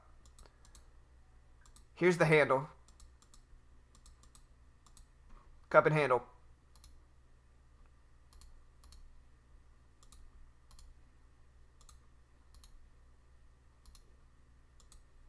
All right, there's the spike up, trying to do it. Look at PEI trying to do the cup and handle. The other problem is that 125s. Hold up. My nose is itching. Sorry. The only other problem is that 125s. 125s is right above us, and that's going to be a resistance level, I think, as well here. We'll see, though.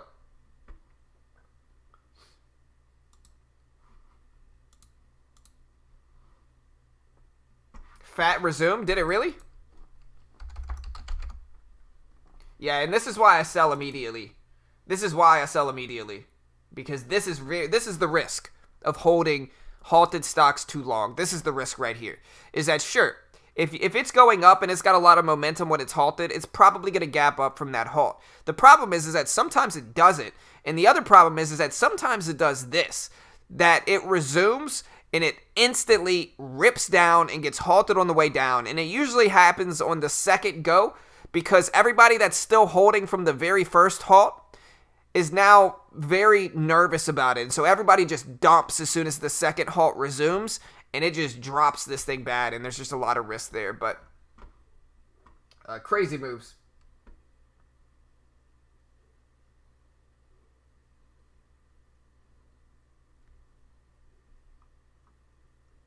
Yeah, me too, Caitlin, for sure.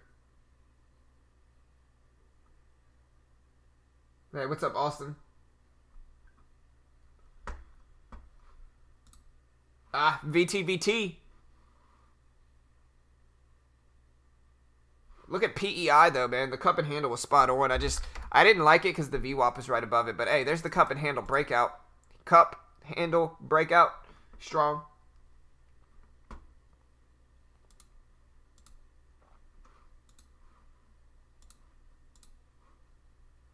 SPY ended up pulling back here.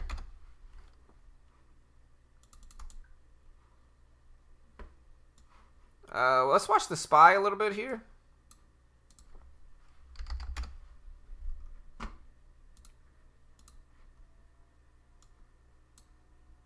going to jump in one contract here for the SPY. See if we can get out. One contract on the E-mini trading the SPY's movement. Let's see if we get over 365.20 here. We'll break even right now. Slightly green. There we go. All right, so we just scalped another $25. You can see we're up 100 on the day in futures. 2 green trades so far in the futures market. We'll see what happens, but yeah, you can see I'm up $100 right now in futures. We'll try to catch it again if we get some movement here. But we're still watching pennies here. ETTX is making some rips. Up to 211s here, guys. 211s for ETTX, making big moves right now. Quick little pullback. Pullback on VTVT. It never could hold the VWAP. Same thing with PEI. It's trying to test the VWAP now. We'll see if it actually holds there.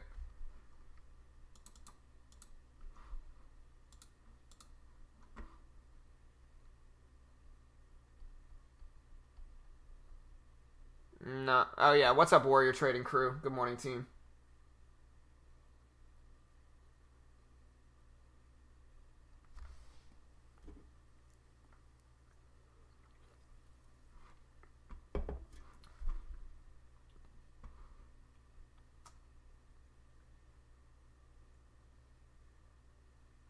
No, not yet. We're soon. We're gonna get there soon.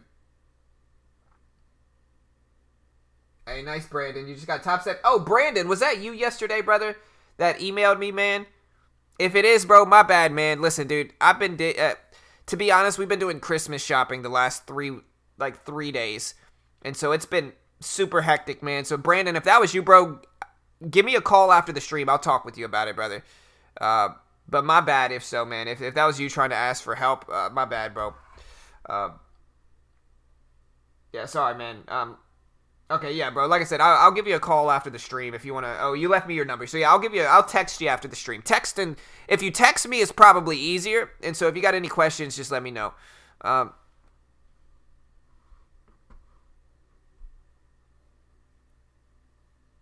I'm using a cash account.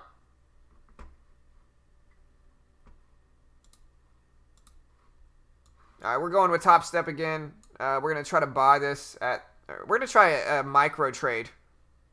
We're going to jump in a few small shares here, try to scale into this. There's a nice push. This is a micro trade with the micro E-mini. We're going to add a little bit more on if we get another pullback to like 365s here. Because we got a little bit of a cup and handle style pattern right now on the micro. We're in with 3 contracts now.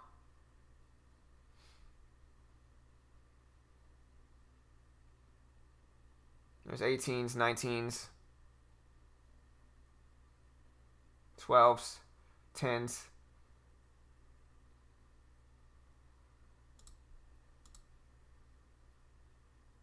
PEI is ripping up here. Look at PEI, guys. All right, so, and this is the futures market right here, guys. If you want to see what futures is, this is it. It's basically trading. Like, you can get in on the bid and the ask. Ah, there's PEI ripping up. All right, we're going to add.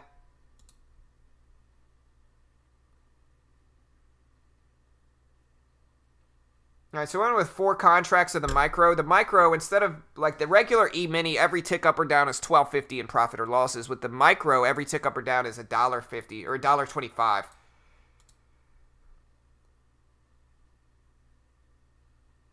All right, we're waiting here, waiting. See if we get some movement. I'll buy one more contract of the micro here if we get down to 365s. And then a rip up. Very volatile here. There we go. Come on. Ah, I missed the profit. That was the squeeze right there. 16s. There we go. All right, we got out of half the micro position. We're going to sell another half there. And we are holding this last one to see if we get a push up. There it is. 25s, 30s. Market spiking. We're going to just get out there. All right, so we're out. So, yeah, nice little $20-something win. We're up $122.50 on the day in futures. And that's the futures market. It's just like day trading stocks, except I'm looking at the SPY, the S&P 500, or whatever you really want to watch when I trade the E-mini. And that's basically what it is. So if you could trade the S&P 500 or the SPY, and if you could trade short-term momentum, you could scalp futures like I do. Very simple. A lot of benefits there. It's a funded account program. You get, if you could prove you're profitable, there's different accounts. There's the 30K all the way up to over 100K. The base one is the 30K one, and they'll give you a 30K demo. And if you can make $2,000 on that 30K demo for the base package while following the rest of their rules, they fund you $30,000 as a professional proprietary futures trader with an 80% profit split. They're regulated in the U.S. and they've paid out to their profitable traders over $2 million this year. And so it's a great way if you don't have that much capital, but you want to get started in the futures market, and it'll teach you to be a better trader because there's certain rules you have to follow that will improve your trading, in my opinion. And so here's the link if you want to check that bad boy out. I'll pin it to the top of the page. Like I said, we're just a free resource for traders here. Like, we're just completely free. We don't charge for anything. You could become a member if you want to help support us, but you're not really going to get super exclusive. You're going to get a few exclusive like perks like emojis and stuff like that. But if you want to help support us, go check out these because everything we do is free. We don't charge for any of our video content or anything like that. So if you want to help support us, go check out Top Step. But yeah, PEI ripping up here. I'm honestly bummed out I sold too soon for the SPY. This was the momentum. It was a cup and handle pattern on the regular SPY here. And look at the cup and handle. So here's the cup.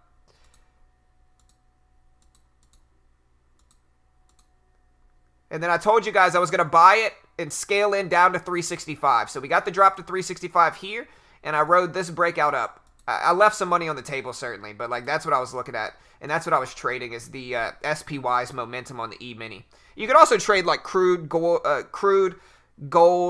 oil, silver, gas prices, cattle prices, any commodity really. AESE ripping up here. AESE pulling back, breaking pre-market high, and then pulling back to 140s.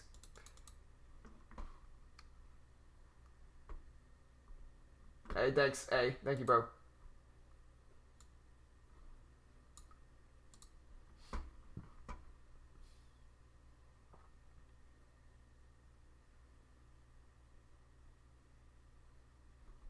I'm looking at PEI right now. I don't know if I don't mind this 125 level. And I think if it holds 125, I really like it. And so maybe I'll jump in with like 150 shares here. All right, we're in with 150 shares. We're going to see if just this little 150 shares can ride up to this 130 level. We're not trying to risk much.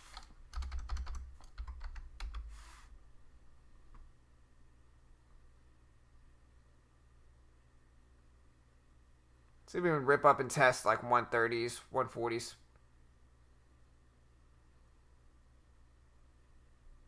There's 29s.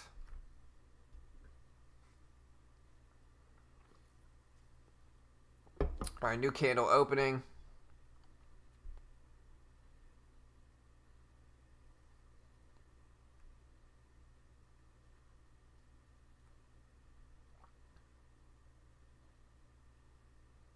Thinking about maybe buying some more. It just depends. We're waiting here, guys. Waiting. I like this move. I hope we get a push up and a green move for a PEI. It's a real estate investment trust, I believe. It's a Pennsylvania real estate investment trust is what it is. I'm pretty sure.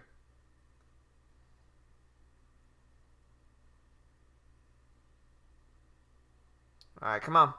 Do I need to add some more here? I'm scared it's going to hurt my average.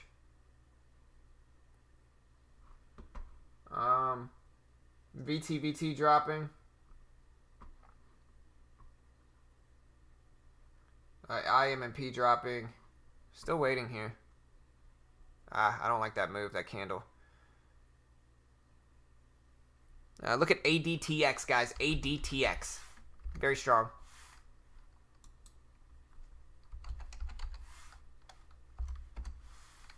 Yeah, ADTX ripping over highs. It's at 306 now. ADTX, big move, big squeeze, big rip for ADTX. Rip it over highs. I think it's going to get halted maybe. It's at 305s, 304s for ADTX. Big squeeze.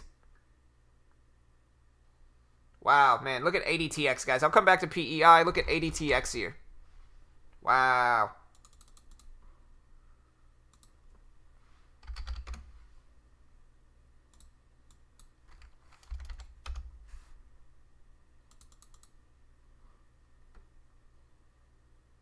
So yeah, this thing's up to over threes. Beautiful flag style breakout pattern. A little bit of a triangle form there.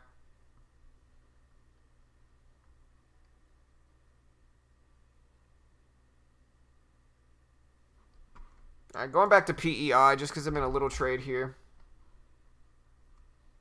Still watching ADTX. Crazy moves there. All right, come on, man. Move a little bit. Where's the volume here for PEI?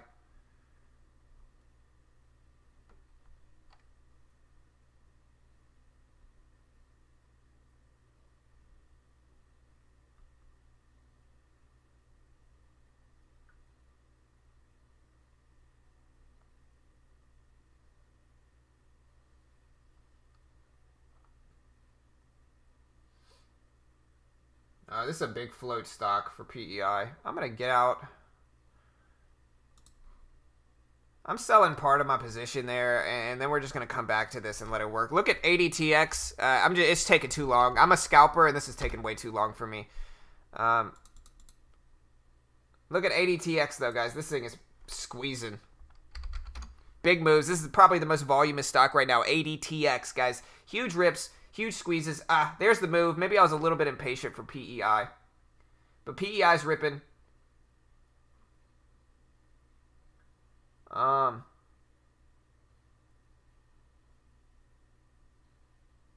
PEI's ripping.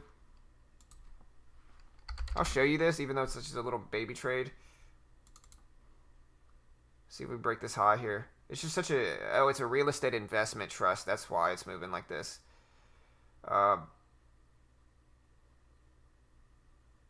There's 32s. I'm going to let this last little 75 shares test here. See if we get something with it. See if we can break these highs up there. But yeah, PAVM and ADTX, man. Crazy moves. Wow. I don't mind this little dip down to 3 here. Let's see what, like 25 shares.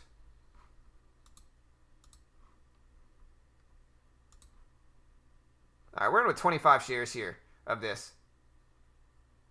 Oh, I'm in 35 shares. I'm sorry. I thought it was larger. We're going to get out if it breaks under 3.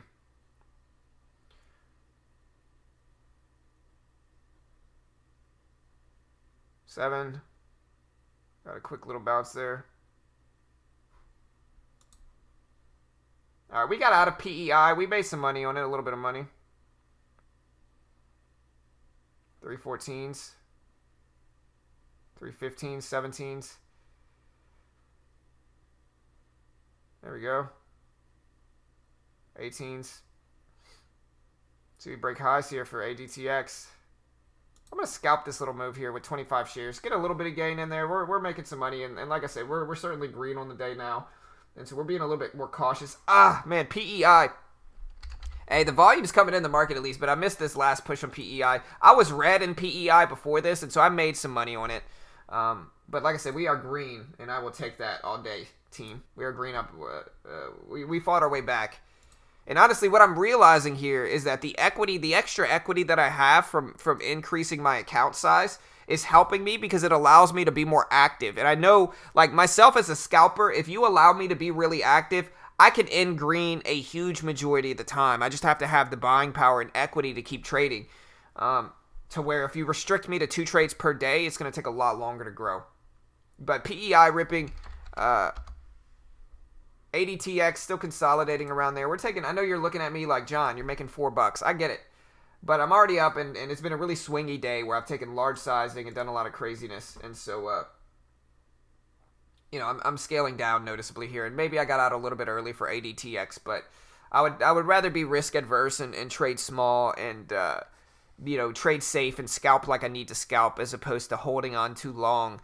Even though in hindsight it might, you know, I might have wished I would have held longer. I think in the moment there's a lot of bad things that can happen, and staying risk adverse and not judging yourself for selling too early is a good thing, because I think you need to be risk adverse. You need to be very careful. You need to trade your stock account like it's your bank account, and you need to be that apprehensive and you know, careful as you're trading it, because if not, you're just going to lose it, and it's going to become normal for you to lose, and that's not a good thing. You want it to become normal for you to win, you know.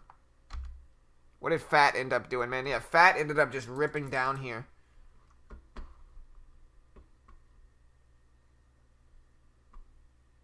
Yeah, that's right, Try. You got it, brother.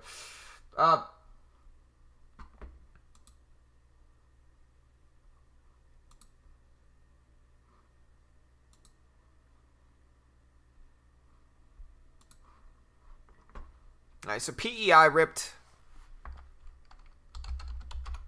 ADTX ripped and then pulled back down some. But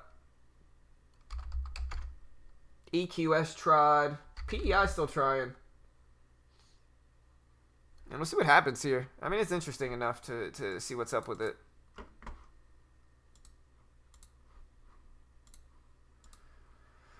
Check out futures real quick. See what's up with futures. SPY's pulling back a little bit. Where's that at? There it is.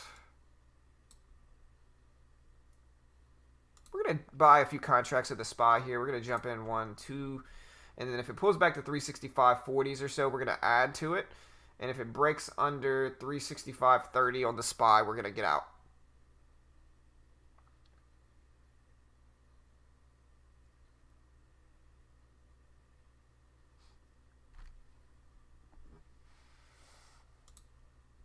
All right, we just scalped a little bit out of that. We took half of the position off. We're going to see if the market can break these levels.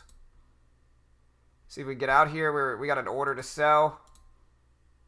All right, we're out. All right, so we made a little bit of, you know, a nice $10, $15 bill there in futures. We're up $134 basically in the futures market, if you could see that here. That's what we're doing now. We'll see where it goes.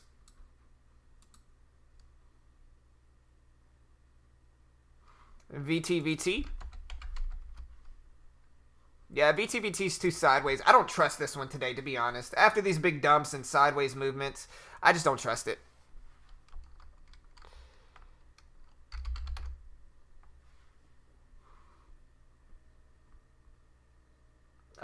No.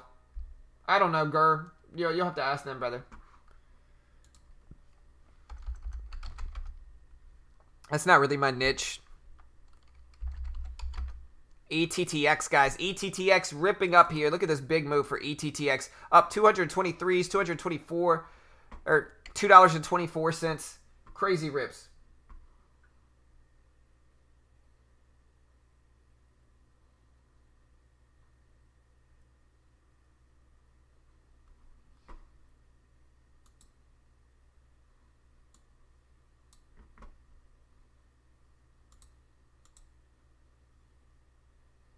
All right, we're jumping back in another trade on the E-mini. Or we're in the micro mini this time. So we are in with 3 contracts. We're going to see if the SPY can break highs here. There we go. All right, we sold most of the position. We're still holding 1 contract in the futures market. We're going to see if the SPY can rip over these levels. And if it can't, we're just going to bail out. 77s. 76s. 77s. There we go. Yeah, we're just going to get out of this. I'm going to mark it out. There we go. All right, so we're out. We're up $150, a little bit under $150. We're up $146.25 in futures. ETTX pulling back down some here. It's at 224. We'll see what happens with it.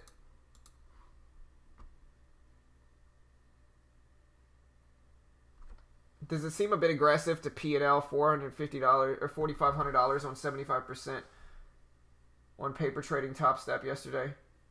No, I mean, listen, Top Step, when you're trying to get funded, you're going to have to be aggressive. There's a lot of different strategies, and I've tried a few of them. You could either go swing for it and just understand you're probably going to lose a few accounts, or you could take it slow and steady, which is the path I chose. But everybody's a little bit different, and everybody's going to be a little bit different in their strategy for getting funded with Top Step. Because like I said, guys, if you're not sure what we're talking about Top Step. You got to prove you're profitable to them before they'll fund you.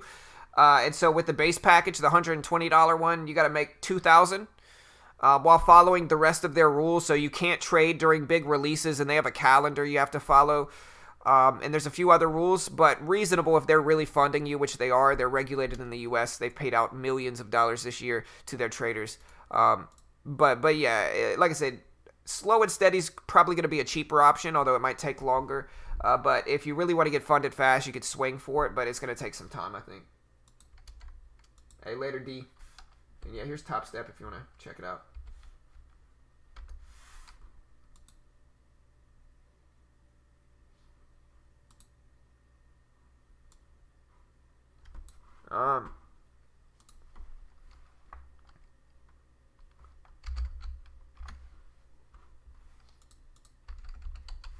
Hey, I appreciate, wait, who was it? Hey, thank you for the sub, Gino. Welcome, brother. Appreciate the love, man. Man, welcome, bro. Appreciate it. Y'all hit that subscribe button. Be like Gino.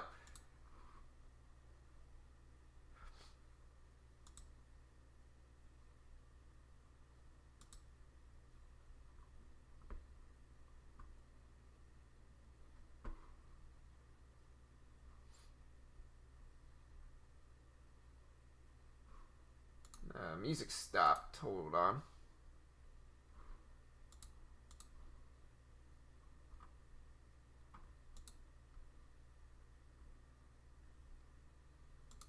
Hey, thank you, Samaya. Welcome. Appreciate it.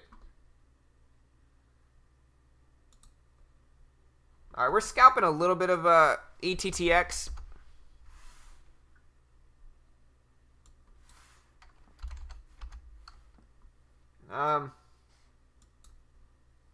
Yeah, we got out of there. $7.50 profit. I'll take it. Quick scalp.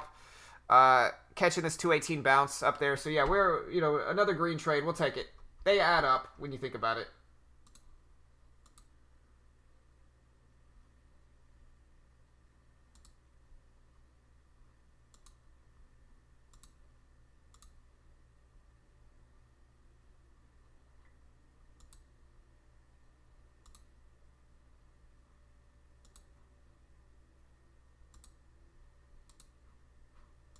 Let me finish reporting all the spammers.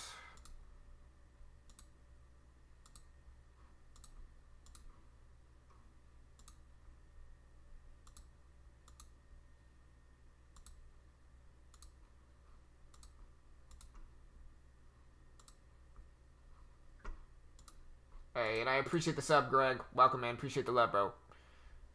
Welcome, team. Also, Salmia. Appreciate the love. Appreciate the support.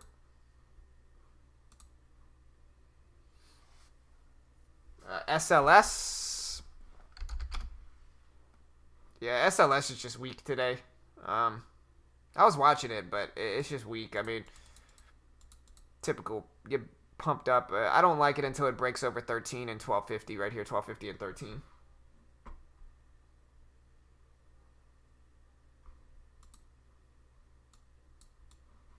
All right, so here's the SPY, but NH and CLSK showing up. Look at NH, guys. Wow, look at this. NH ripping up. It's at 460s, gapping up from $4 or from running up all the way from like $3 all the way to 470 sitting now. Look at NH, guys. NH, huge rip. PEI never held. VTBT FRSX didn't either.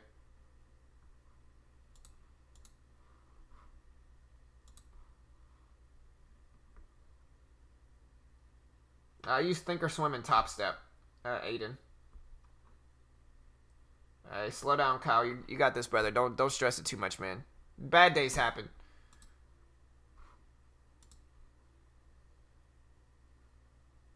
But yeah, I'm really starting to learn that, like, if I buckle down and am able to trade actively, I can be green a large majority of the time. And that's what today, this week, and last week, both in penny stocks, I have not had a losing day in 2 weeks, I believe. I think. I'm not 100% sure, but I'm pretty sure it's been 2 weeks since I've had a losing day in penny stocks. And so we've been killing it, doing really well. SPCB, rip it up here. Look at SPCB, guys. This thing is making huge rips.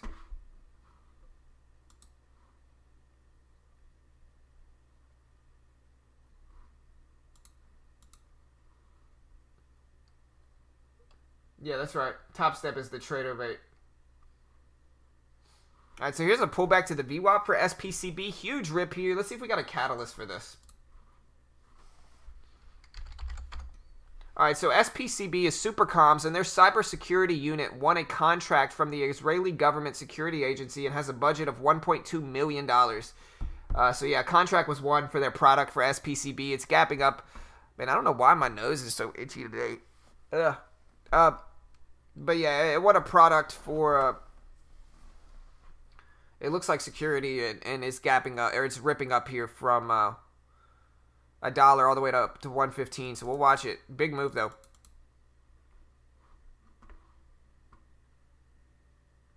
Hey, what's up, Blue? Yeah, that's kind of how it goes, Cal. Hey, it happens, Damon. It is what it is, man. Those are tough trades to get into, brother.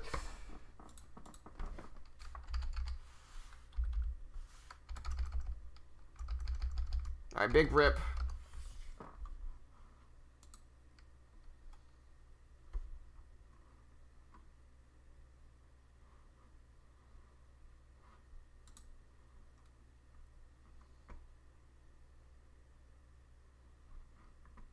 SNDO. Hey, SNDL's trying to climb back. It's trying. We got Life. Life is on the scanners, guys. LIFE, and this thing is ripping up here. Look at this. Gapping up from like 550s all the way to 560s. I'm sorry, gapping up from early this morning at 420, everybody's favorite number, all the way up to over $5. Sitting at 550s now. Went as high as $8 in pre-market, or 790s in pre-market. Sitting at 550 now. We'll see if it holds this level of support at 540, where that previous high of the day was right here. We'll see if it holds this. And it looks like it is.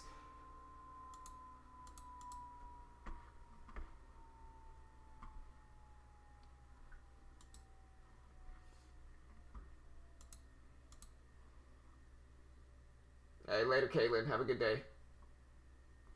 Hey, bro, listen. 60 or 50 shares or 60 shares of fat FAT today. 60 shares of FAT made me like $40, bro. I'm happy with it, you know. But yeah, look at Life, guys. Look at Life. Rip it up here. Hey, I appreciate the sub, Tim. Y'all be like Tim. Hit the subscribe button. You know you want to. I got this new monitor, or this new mic arm that should have the volume coming in right. Look at LIFE. It's sitting at 580s here, making big rips. Yeah, y'all go check out Caitlin's channel. She's got a really dope business channel, and she's a really helpful mod here, and she's doing her part, helping moderate, keeping the haters out of here. So y'all go check out her channel. Y'all go subscribe to Caitlin. I'll consider it a favor if you do, and I'll post her link here. Like I said, another free educational channel. She's a really great business person and trader. Y'all go check her out. Here's the link.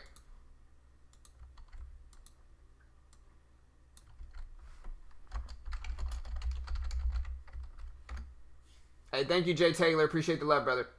VTVT Bull Trap. Yeah, I'm not in VTVT anymore. There's no way I'm buying that thing now. No, it's too sideways. PEI ended up dumping down too. But here goes the pullback in Life.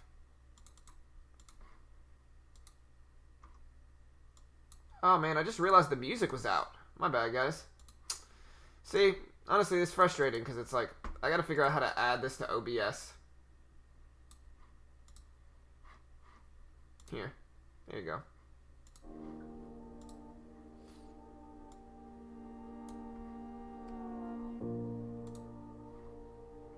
All right, so yeah, let's watch 550s now. We'll see if it holds any of these levels.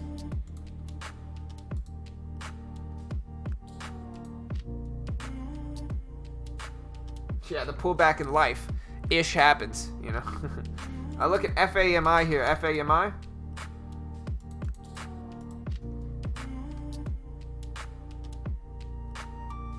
Brandon, you have?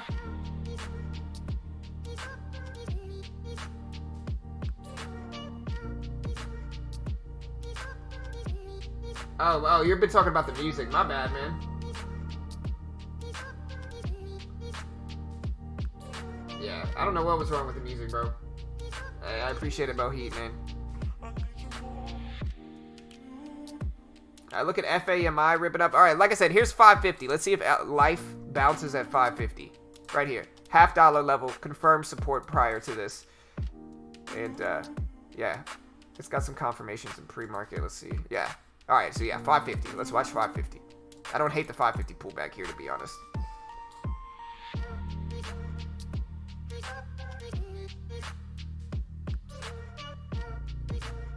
Hey, well, Johnny, man, I'm gonna give you some advice, brother. Most penny stocks are terrible companies. You're gonna see a lot of people hyping up all these different brands of penny stocks, whether it be through, they're gonna give you top list videos pumping up penny stocks. They're gonna give you all these stuff, right? Most penny stocks are terrible, terrible company. That's why they're penny stocks. And so don't believe the hype. I would say be very careful if you're ever gonna invest or swing trade in any of these. That's why I day trade them. There's no way I would ever hold most of these stocks over a day. And yeah, like I said, you're going to get a lot of hype from people that are pumping on YouTube and just because they get good views. And so they're going to talk about how great some of these penny stocks are. Most of the time, they're terrible companies. And, you know, a lot of the time, they're just bag holding themselves. And so they're trying to justify the buy. And so they're telling everybody else to buy, even though they're already down huge. And so just be careful. That's kind of the name of the game in the stock market on YouTube. Hey, appreciate the sub, Mud Life, or Mud Lifter. Thank you, brother. Y'all be like Mud. Hit the subscribe button. All right, we'll see if we bounce at 550 here. I did shave. Oh, yeah, Robin, they all have rules, brother. Listen, you got to have a cash account if you want to be able to actively day trade. If you don't have a cash account and you have a margin account, they will freeze your funds. Hey, look at that 550 level. I'm not trying to claim I'm the greatest trader ever, but look at that. You guys know. 550, called it out right before it happened. And look at that beautiful test. Down to the very cent here. And that's how you analyze support.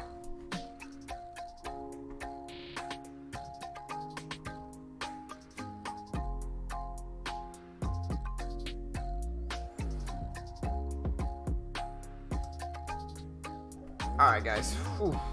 What else we got today? I need a haircut, man. My sideburns are sticking out. My wife cut my hair last. I'm looking at myself. It's like, man, I need a haircut. I'm getting a little scruffy, too, after shaving. Might be time to shave again.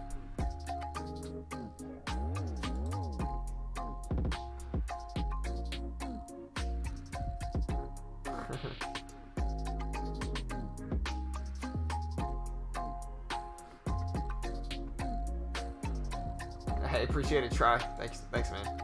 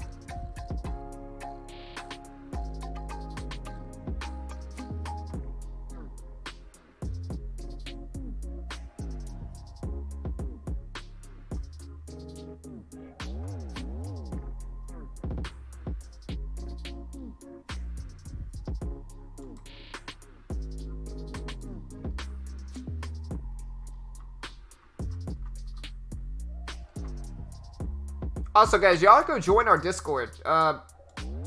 We did add a new strategy section, which it looks to be popping off. We got some great traders in our strategy section. Our Discord is completely free, 100% free, and we talk about stocks all day. And y'all come join us.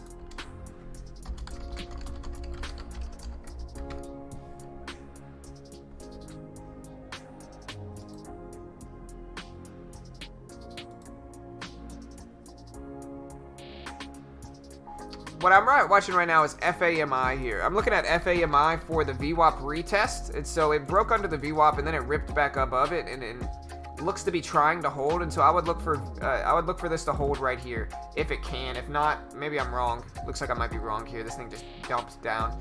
There's not enough volume actually for FAMI, so scratch that. Just avoid this thing. In my opinion, at least. FRSX.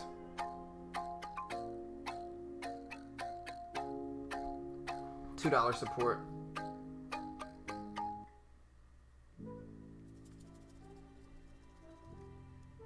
Too late to buy SLS, man. A lot of people talking about SLS. I mean, y'all gotta understand something. Let me look at the catalyst for this.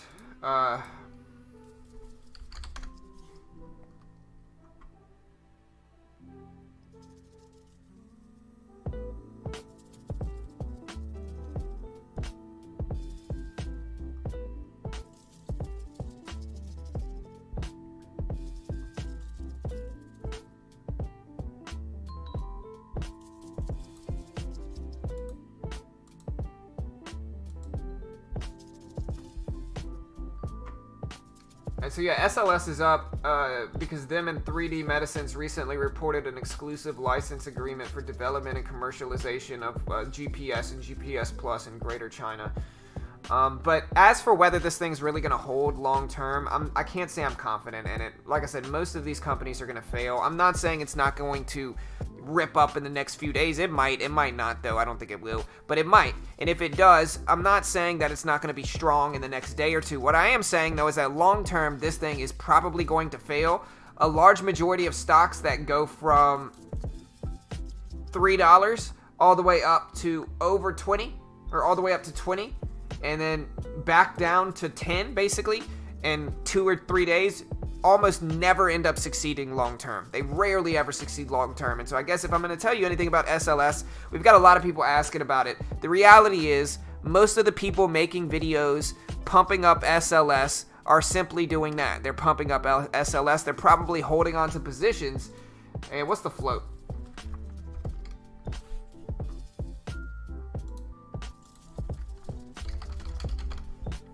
The float is... Man, what's wrong? Man, my Discord bot. Okay, so the float of SLS is 8 million. So yeah, they're just pumping up a small float stock. Y'all be careful. NH, hey, I appreciate the sub. Thank you, man. Welcome to the team. Appreciate the sub. MC, welcome, bro. NH, guys. NH ripping up big here. Wow, look at this.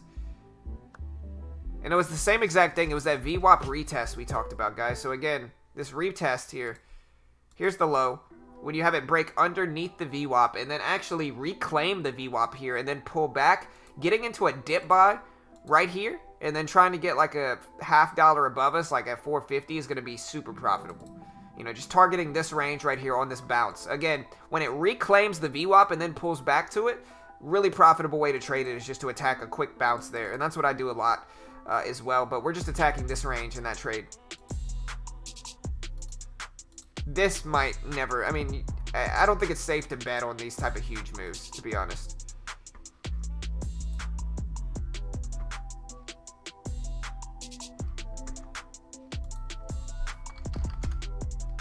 Yeah, life. We'll see if it bounces at 550. Hey, my man Tim. Appreciate the sub, brother. Welcome to the team, man. Thank you for becoming a member, Tim. Appreciate the support. I really do. I really do appreciate it. Thank you, man. I appreciate everybody that became a member today. Welcome to the team, guys. Hey, later, Johnny. Yeah, no worries, brother. Hey, good luck with that situation, man. I'm sure you'll be okay, bro. But good luck, man. And again, I appreciate Tim. I appreciate it, Tim. Welcome, man. Appreciate the support, brother. Appreciate it. Hey, guys, I'm going to run to the restroom real quick. I'll be back in like a minute.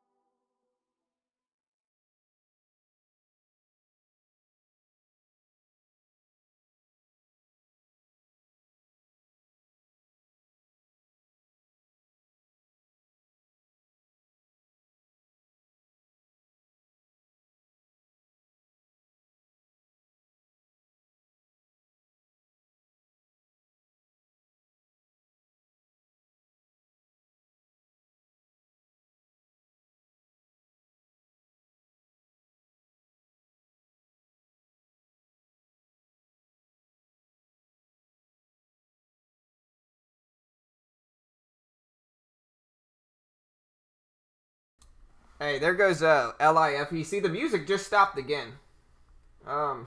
As I was gone. Uh...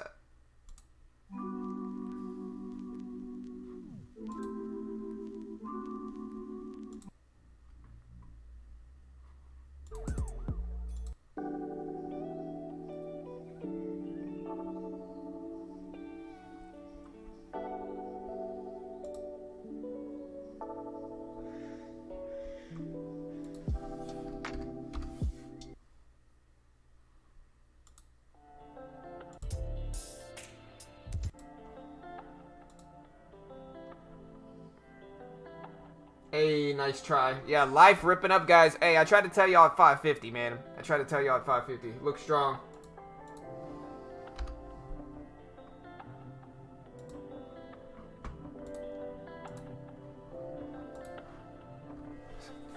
Life's still ripping here.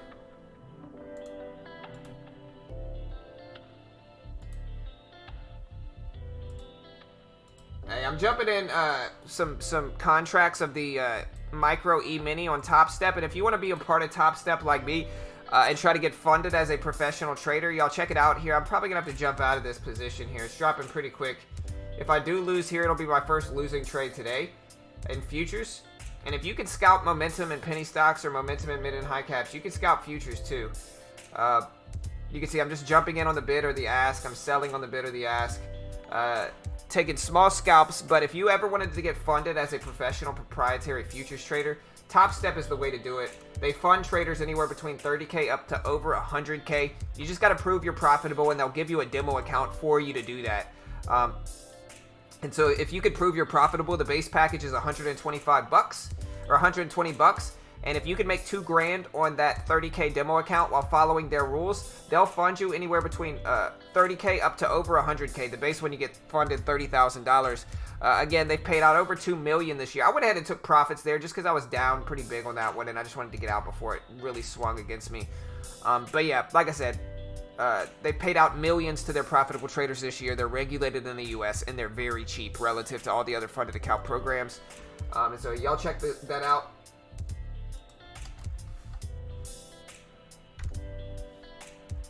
Alright, so we're going to be green in this trade no matter what, just because we made some money in it. We're only holding one contract left, but we're trying to let the SPY bounce here.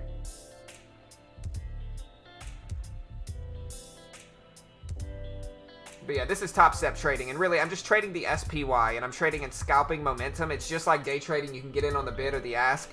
That's what I'm doing. The only difference between trading stocks and trading futures is the sizing. They go by ticks instead of shares.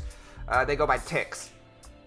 In contracts, and for every contract, every tick up or down in this micro is $1.25 in profit or losses. So if I'm holding two contracts, that's $2.50 in profit or losses every tick up or down, so forth and so on. And then yeah, I'm probably gonna get out of here, keep it pretty close to break even. I'm kind of bummed out it's actually falling like this though, because it was a nice green trade. Yeah, I gotta get out. We're still green, break even trade, but a little disappointed there. All right, so here goes LIFE. Let's watch $6. It broke above it. The next step is $6 here. And I don't know if it's going to hold here, but that's the next step is $6. We'll see if it bounces at $6. If you're using by the book technical analysis, $6 is the next spot. And so we'll see if it holds. It might be. Whatever works is a good strategy, Trader T. It just depends on whatever works long term, you know? Oh yeah, so I see a lot of people talking about $6 as well. Yeah, I think 6 is the spot. If you're going by the book technical analysis, $6 is the level now. And if it breaks under 6, I think the next level underneath that is 580. All right, there's the break under 6. And we'll see if it holds 580 as the next. Hey, aren't we all, Trader T? Aren't we all? Wait, you're moving $100 per tick? That's a lot, Brandon. What's your symbol in Top Step? What's your symbol? You see mine is MESZ. That's the micro. The regular E-mini, which is 1250, every tick up or down is ES. ESZ0. What's your symbol right here? Alright, so yeah, 580 is the next level. We couldn't hold 6. We'll watch 580 here.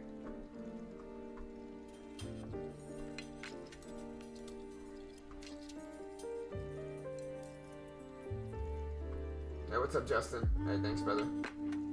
Hey, V Wolf, I appreciate you becoming a member. Thank you very much. Great way to help support the channel, and I really do appreciate it. Thank you.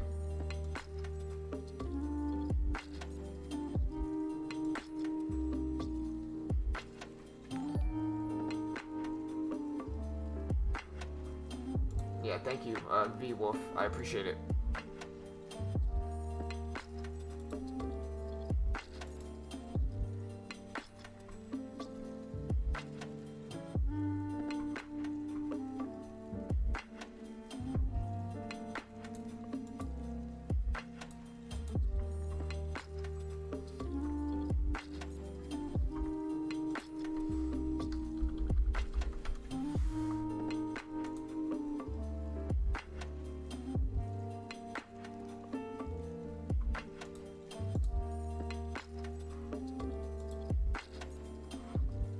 SNOA. Yeah, SNOA, guys. Big rips, big moves. It's starting to fight its way back. It's really got to get over 1385 and 14, really, if it's going to stay strong. But the first step is to see if it holds the VWAP. It's at 1280s now, 1290s. I know. Thank you, VWolf. I appreciate it. Thank you for becoming a member. I really do. I really do appreciate it. Thank you.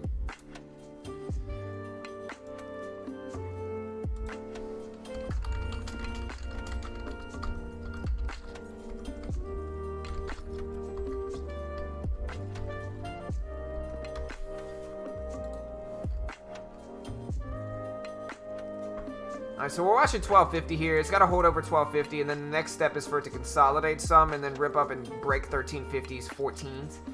And so we'll see what happens with this as well for SNOA. Life. Yeah, I mean, life dumped down.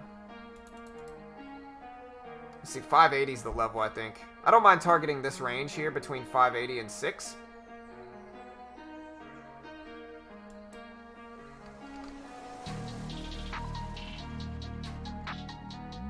I was honestly about to buy this, pull back to 580 here so I could target that range up to 6, but I don't know. I'm gonna wait. The spread's a little bit too big, I think.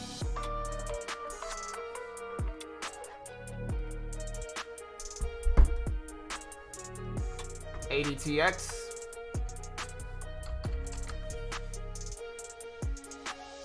Yeah, ADTX is trying to come back.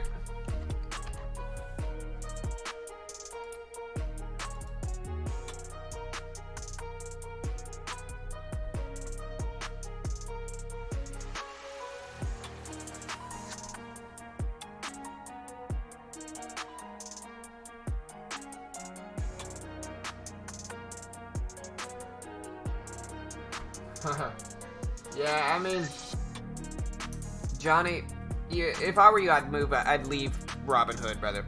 Robinhood's probably one of the worst platforms for scalping as a whole, just based off of how the fills are there and how the platform is. And so Robinhood's not going to be good for scalping, brother. I use TD Ameritrade. They're pretty solid for it. E-Trade's probably good too. There's a lot of other ones, but Robinhood's going to be the worst, in my opinion.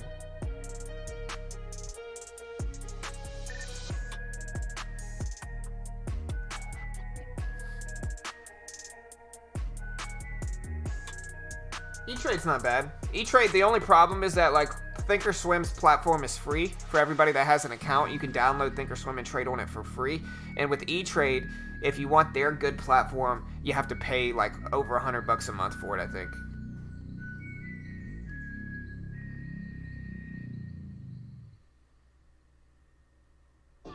Yeah, that was, here, I'll add that song. That one is called Broken Door. I'll add that one. I like that one.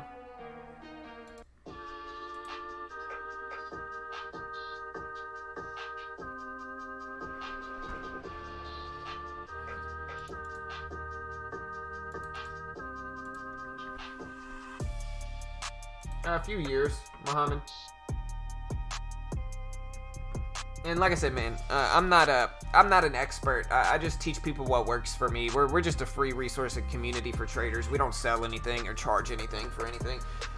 We just teach people what works for us. All of our content is free. You can become a member if you want to help support our channel, and you're going to get like a few emojis and cool stuff like that. But it's really just a way to help support us, and we're very open about that. And you know, like I said, we're just a free resource and community for traders.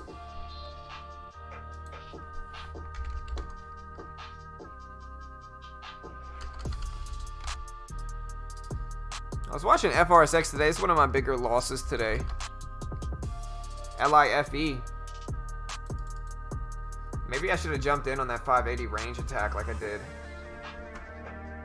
Or like I mentioned here, that 580 range. This range here is the most interesting one to me right now, but I think it's a little bit too late. I missed it. That 20-cent range for a scalp.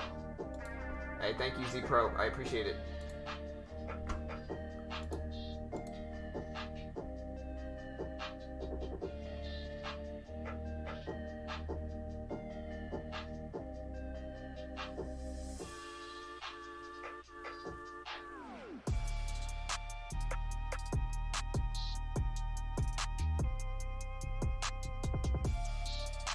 Yeah, E-Trade Pro doesn't have their scanners though. I mean, it's going to be subjective. Which one I recommend for scalping is going to be subjective. Like, I like TD Ameritrade, but I know there's a lot of people that have issue with it too. I've never used E-Trade, so I can't say whether it's good or bad. I've used DOS though. DOS is good with SureTrader, but SureTrader's no longer around. I think you can still use DOS with your TD Ameritrade account, but for me, I just use Thinkorswim because it's what I'm the most comfortable with. It's what I've been using for years and years now, and so it's what I learned on. And so even when I analyze charts, even when I use another platform, I still use Thinkorswim for charting, which I think is fine. You know, you could always use Thinkorswim for charts and then get filled somewhere else. I think that's okay.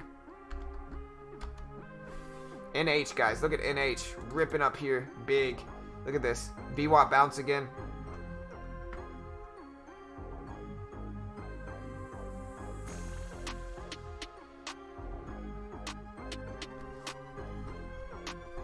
Where's the best place to learn scalping? Right here. I don't know, man. I like to think we are, but like I'm sure there's a lot of other traders that are good at it too.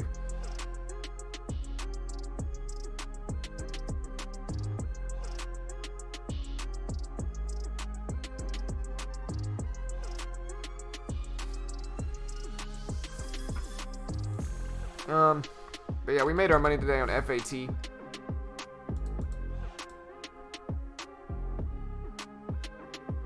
We were lucky and caught this red to green move on FAT here.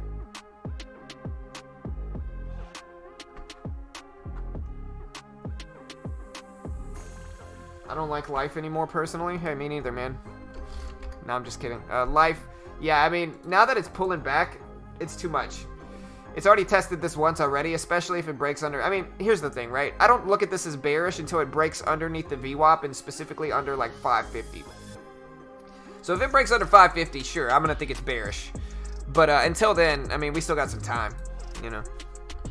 We got HJLI making a big rip. Look at HJLI popping up on the scans here, team.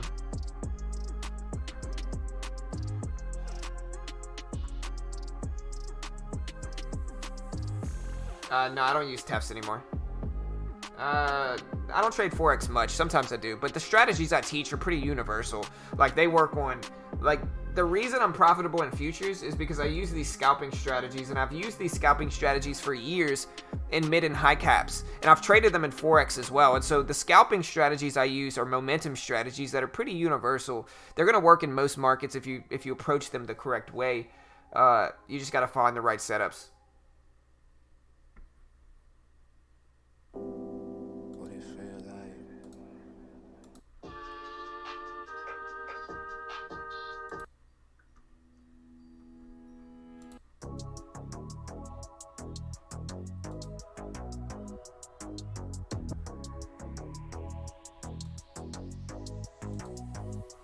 In day trading or in life?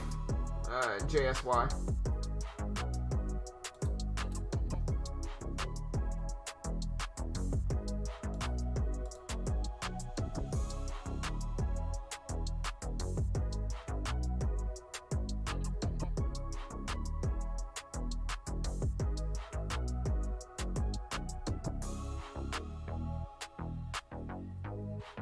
Right, that's probably right up here. Day trading? Probably like 9 grand last year. 9-10 grand last year. Like I said, I'm still a whip when it comes to trading, but I would rather supplement my income and make that than take a huge crazy risk trades like a lot of people do. Like I'm very risk adverse. I don't like to push it too much. And I think hey, I appreciate the sub real. Y'all be like them, hit the subscribe button, click the bell, turn on notifications. We go live every single weekday morning for free. And so hit the sub button, guys, if you haven't already. But yeah, like 10 grand last year, very small. I think a lot of what's wrong with the trading world, in my opinion, is that people just push these huge gains, trying to get clicks, and it just causes people to trade way too risky and unnecessarily so. Like, listen, you don't have to just try to make hundreds of thousands of dollars in the market. That's probably the worst thing you could do, especially as a new trader, right? The first thing you really want to learn how to do is just learn how to trade successfully. Do not get into the market and try to be like these gurus out there that just tell you to trade, or that just post all these crazy gains. Don't try to be like them. You know, it's unnecessary. I appreciate the sub. Welcome to the team. It's unnecessary. Y'all be like them. Hit the subscribe button. What you really want to do is just learn how to trade slowly. It's gonna take you years, and if it doesn't take you years, it's probably luck, to be honest. You know, and I've said that before, and people get all offended, like, oh, I'm up, and it wasn't luck, and it's like, okay, well, that's cool, but you're the outlier here. You're the outlier. There's outliers with anything, but for most people, it's gonna take years, and it's not a get-rich-quick scheme. Most people are gonna lose money in the end anyway. And nobody wants to look at it that way, because everybody wants to have that dream of being a successful trader and learning how to day trade in 2 months, and then taking all that they made and paying their bills with it, and proving everybody wrong that they can do it in day trading in 2 months. Highly unlikely. You'll probably end up losing money, realistically so. And I'm honest about it, because that's the truth. And I think new traders need to hear the truth. They don't need to hear some gimmick that somebody selling courses tells them to do. You know what I mean? Yes, I'm a 1 minute scalper. I barely ever use other charts. I usually look at 1 minute as scalping.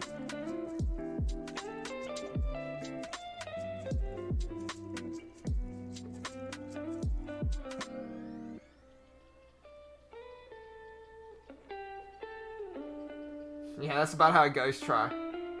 Yeah, NH.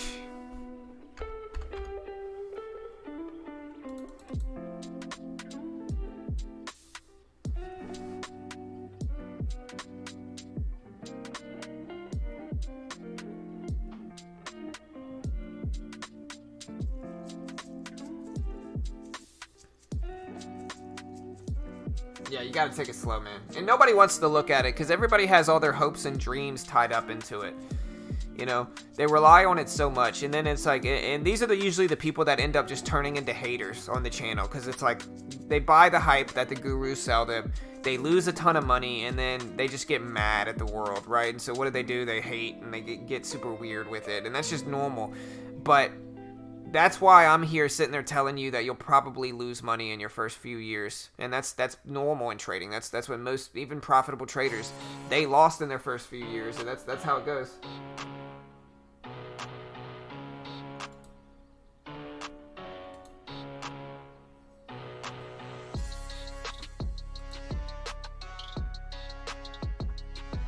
Yeah, we're watching NH at 6. We'll see what happens.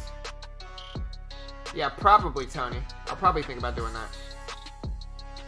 I'm dropping some video this weekend, man. We'll see what's up with it. Maybe I can back test the cup and handle, but it's going to be a little bit harder. That's one of those strategies that are just more difficult to back test, to be honest.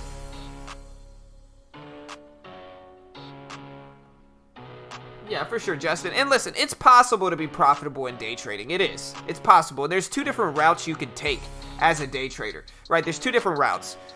And they both have pros and cons. One of them is understanding that strategies change, and the longer you stay in the market, the more you'll probably lose, all right, in day trading. And so one of the more plausible ways to approach it is to get really good at it. Learn for a few years, and then take some swings. You know, find consistency first, and then take some swings. Make a few $1 million if you can, and then exit the market and use that money to start a business or do whatever, and leverage that capital to grow in other means, right? I think that's a realistic way to do it. Is that the right way? I don't know. You're risking a lot there to make millions. But if you can get good enough at it and take your swings at an opportune time, then it's possible. The other way is slow and steady. And obviously it's going to be a little bit safer. You'll probably have less risk. But again, a lot of people spend a lot of time in day trading and they never are successful. They never end successful. And so that's the risk of that. And so it really just depends.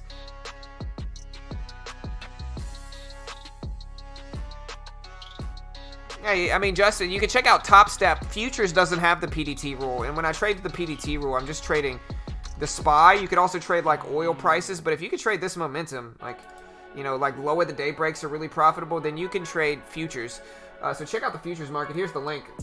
It's a funded account program, and so you got to prove you're profitable before they fund you. The base one's $120, and you got to make $2,000 while following their rules. And if you do that, they fund you $30 grand. They're regulated in the U.S. as well. They've paid out millions of dollars to their traders this year. And there's an 80% profit split once you actually are approved and funded. And so, yeah, it's one of the ways that you can do it. There's no PDT rule in futures. You can day trade as much as you want. It's open almost 24/7 as well. And so y'all check it out if you want to see that. That's one of the ways to get around the PDT rule. The other way is just to use a cash account. You know, if you use a cash account, like I trade on Thinkorswim, I don't have 25K. I've got about 10. And it's a cash account. But with that 10K, I can actively day trade. I'd probably trade 50 times a week, 30, 40, 50 times a week. And so if you have a cash account and you just manage your equity to where you trade half of it one day, half of it the next, then you can day trade, you know. Yeah, I'm looking at Life. It's pulling back to 550. And like I said, it's under the VWAP and it's breaking 550. So we'll see. If it can't hold 550, not looking good. ADTX is dropping down too.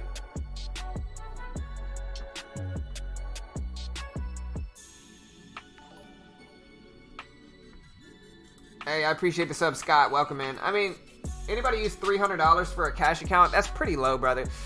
Like I said, man, with the cash account, bro, you have to figure out how much money you need to trade per day. Like, if you want to trade $500 per day, which you can, you might be able to get into 1 or 2 trades a day with $500 with these really cheap penny stocks. Then you probably need about $1,000 total. Use $500 one day, $500 the next, and then by the time the next day rolls around, your money from the first day is settled. Because even though there's no PDT rule with cash accounts, there's still the T2 rule, which means you have to wait 2 days after each transaction for those funds to be settled back into your account if you're using a cash account. And so, for instance, I have a $10,000 account. I use $5,000 in equity one day, $5K in equity the next, and then by the time the next day rolls around, that first $5,000 I used on the first day is settled, and I can use that again. And that way, you basically get half one day, half the next. What's your advice to be a profitable scalper? Don't get greedy. Don't try to... A lot of scalpers want to be scalpers, and then they end up holding it for like 20, 30, 40 minutes. You know, because they get greedy. They hold the bag. They don't want to accept a loss. And so don't get greedy. Take your money and get out and move on to the next trade. That's the best advice I can give you if you're scalping.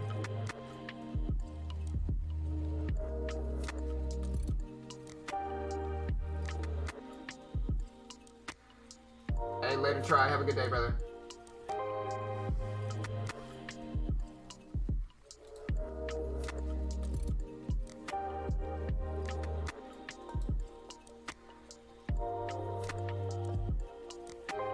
I mean, I'm a scalper. I don't let profit run, bro. That's like the opposite I'm doing. I take profit quick. I don't let my winners run, man. I get out fast. I attack a specific range and I'm out by the time that range hits. Then that's it. That's all I do. I'm not one of those cutting losses short, letting winner runs type of traders. I'm one of those. I'm getting out as fast as I see profit. And then I'm moving on to the next trade. And I usually only have a 1-to-1 risk-reward ratio or so. So if I'm risking 10 cents, I have a reward target of 10 cents, about a 1-to-1 ratio with scalping, which is fine. I'm scalping. I'm not getting into longer-term range trades where I can get a 2-to-1 ratio and stuff like that. I trade different.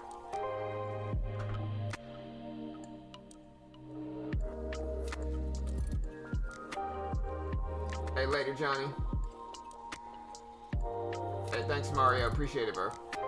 Yeah, that's right, Trader T. Hit it and quit it in scalping. You hit that trade and you get out, you know. Don't say, oh, I'm just gonna hold it a little bit longer to see what happens, or oh, I'm gonna see if it'll break this high. No, get in and get out fast. Don't be greedy. Greed will kill you in this game. You gotta get in and out fast. I said it already, Bassett. I said it already, brother.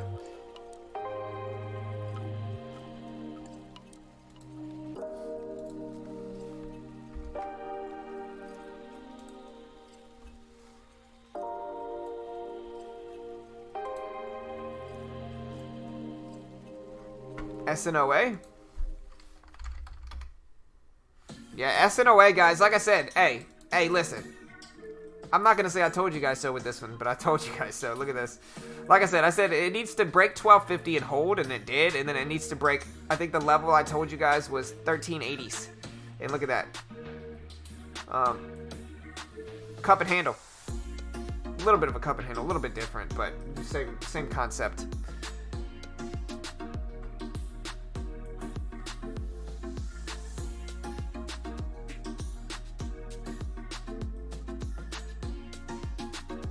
No, I don't let either of them run. I scalp, man. I'm holding stocks for like 20 seconds.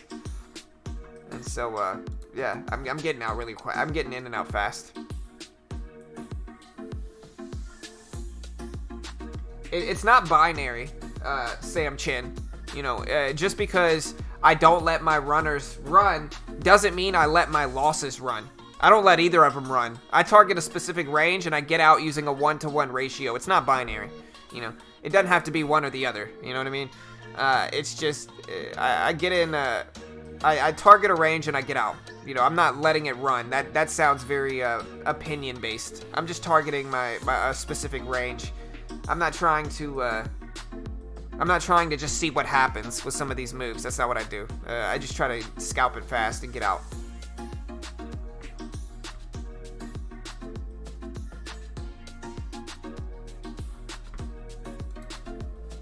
And yeah, I've been green every day this week, so I'm really happy with my trading this week. It's been very profitable.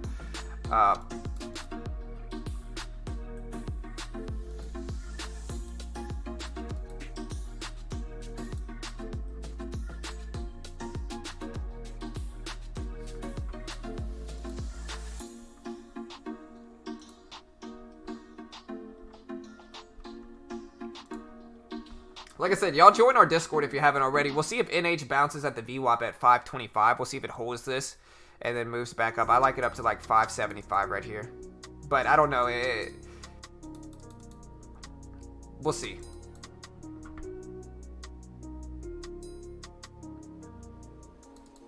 Alright, so there's the bounce. Like I said, 575 would be my profit target if I took this. So we're kind of just brainstorming it here for the VWAP bounce play. It bounced a little bit at the least.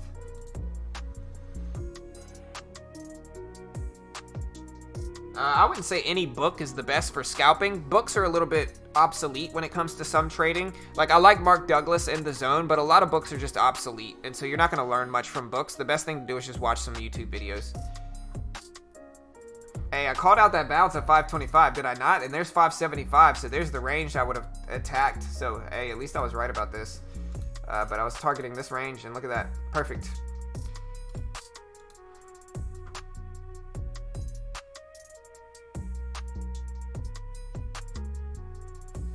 Yeah, if you guys want to see my typical, like, entry stuff, I'll post this video. I'll post a few videos to help you guys, and then I'm going to roll out of here, I think.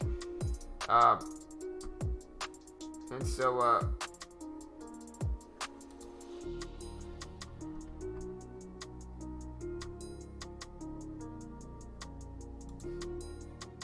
here's a few videos.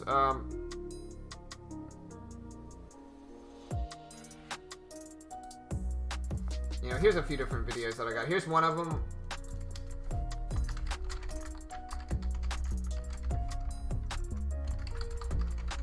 There's a moving average strategy video. Here's another one. Most of the ones that I'm using now are... I think it's this one. Make sure. Obvious. So once we identify and yeah, here we go. All right, yeah, y'all watch this.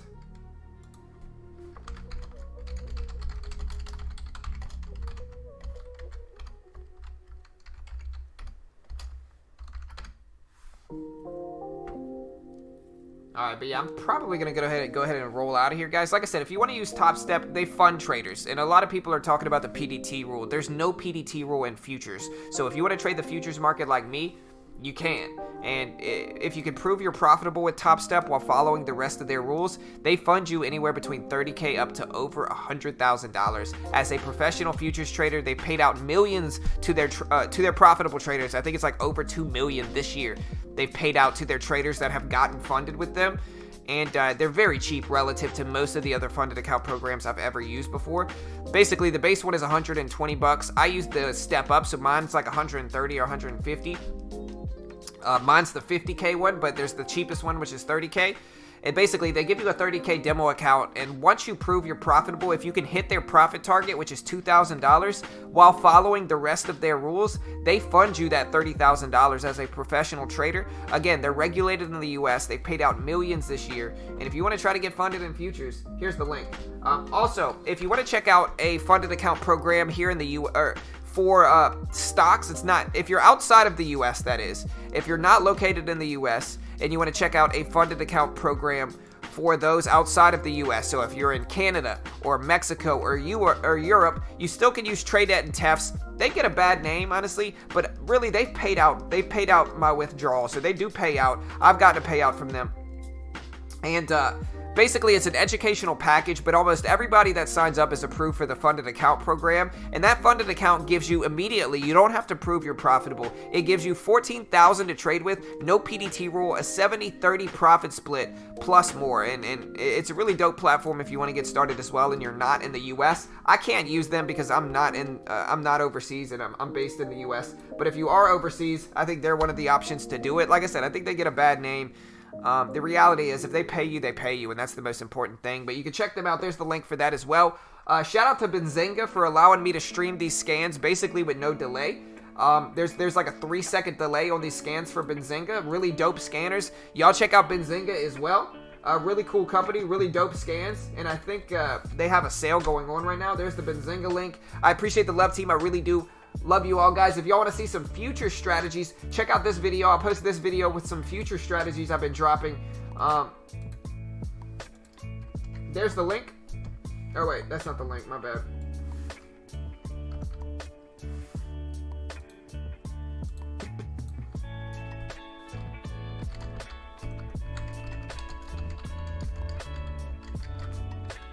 Yeah, there's the link if you want profitable future strats.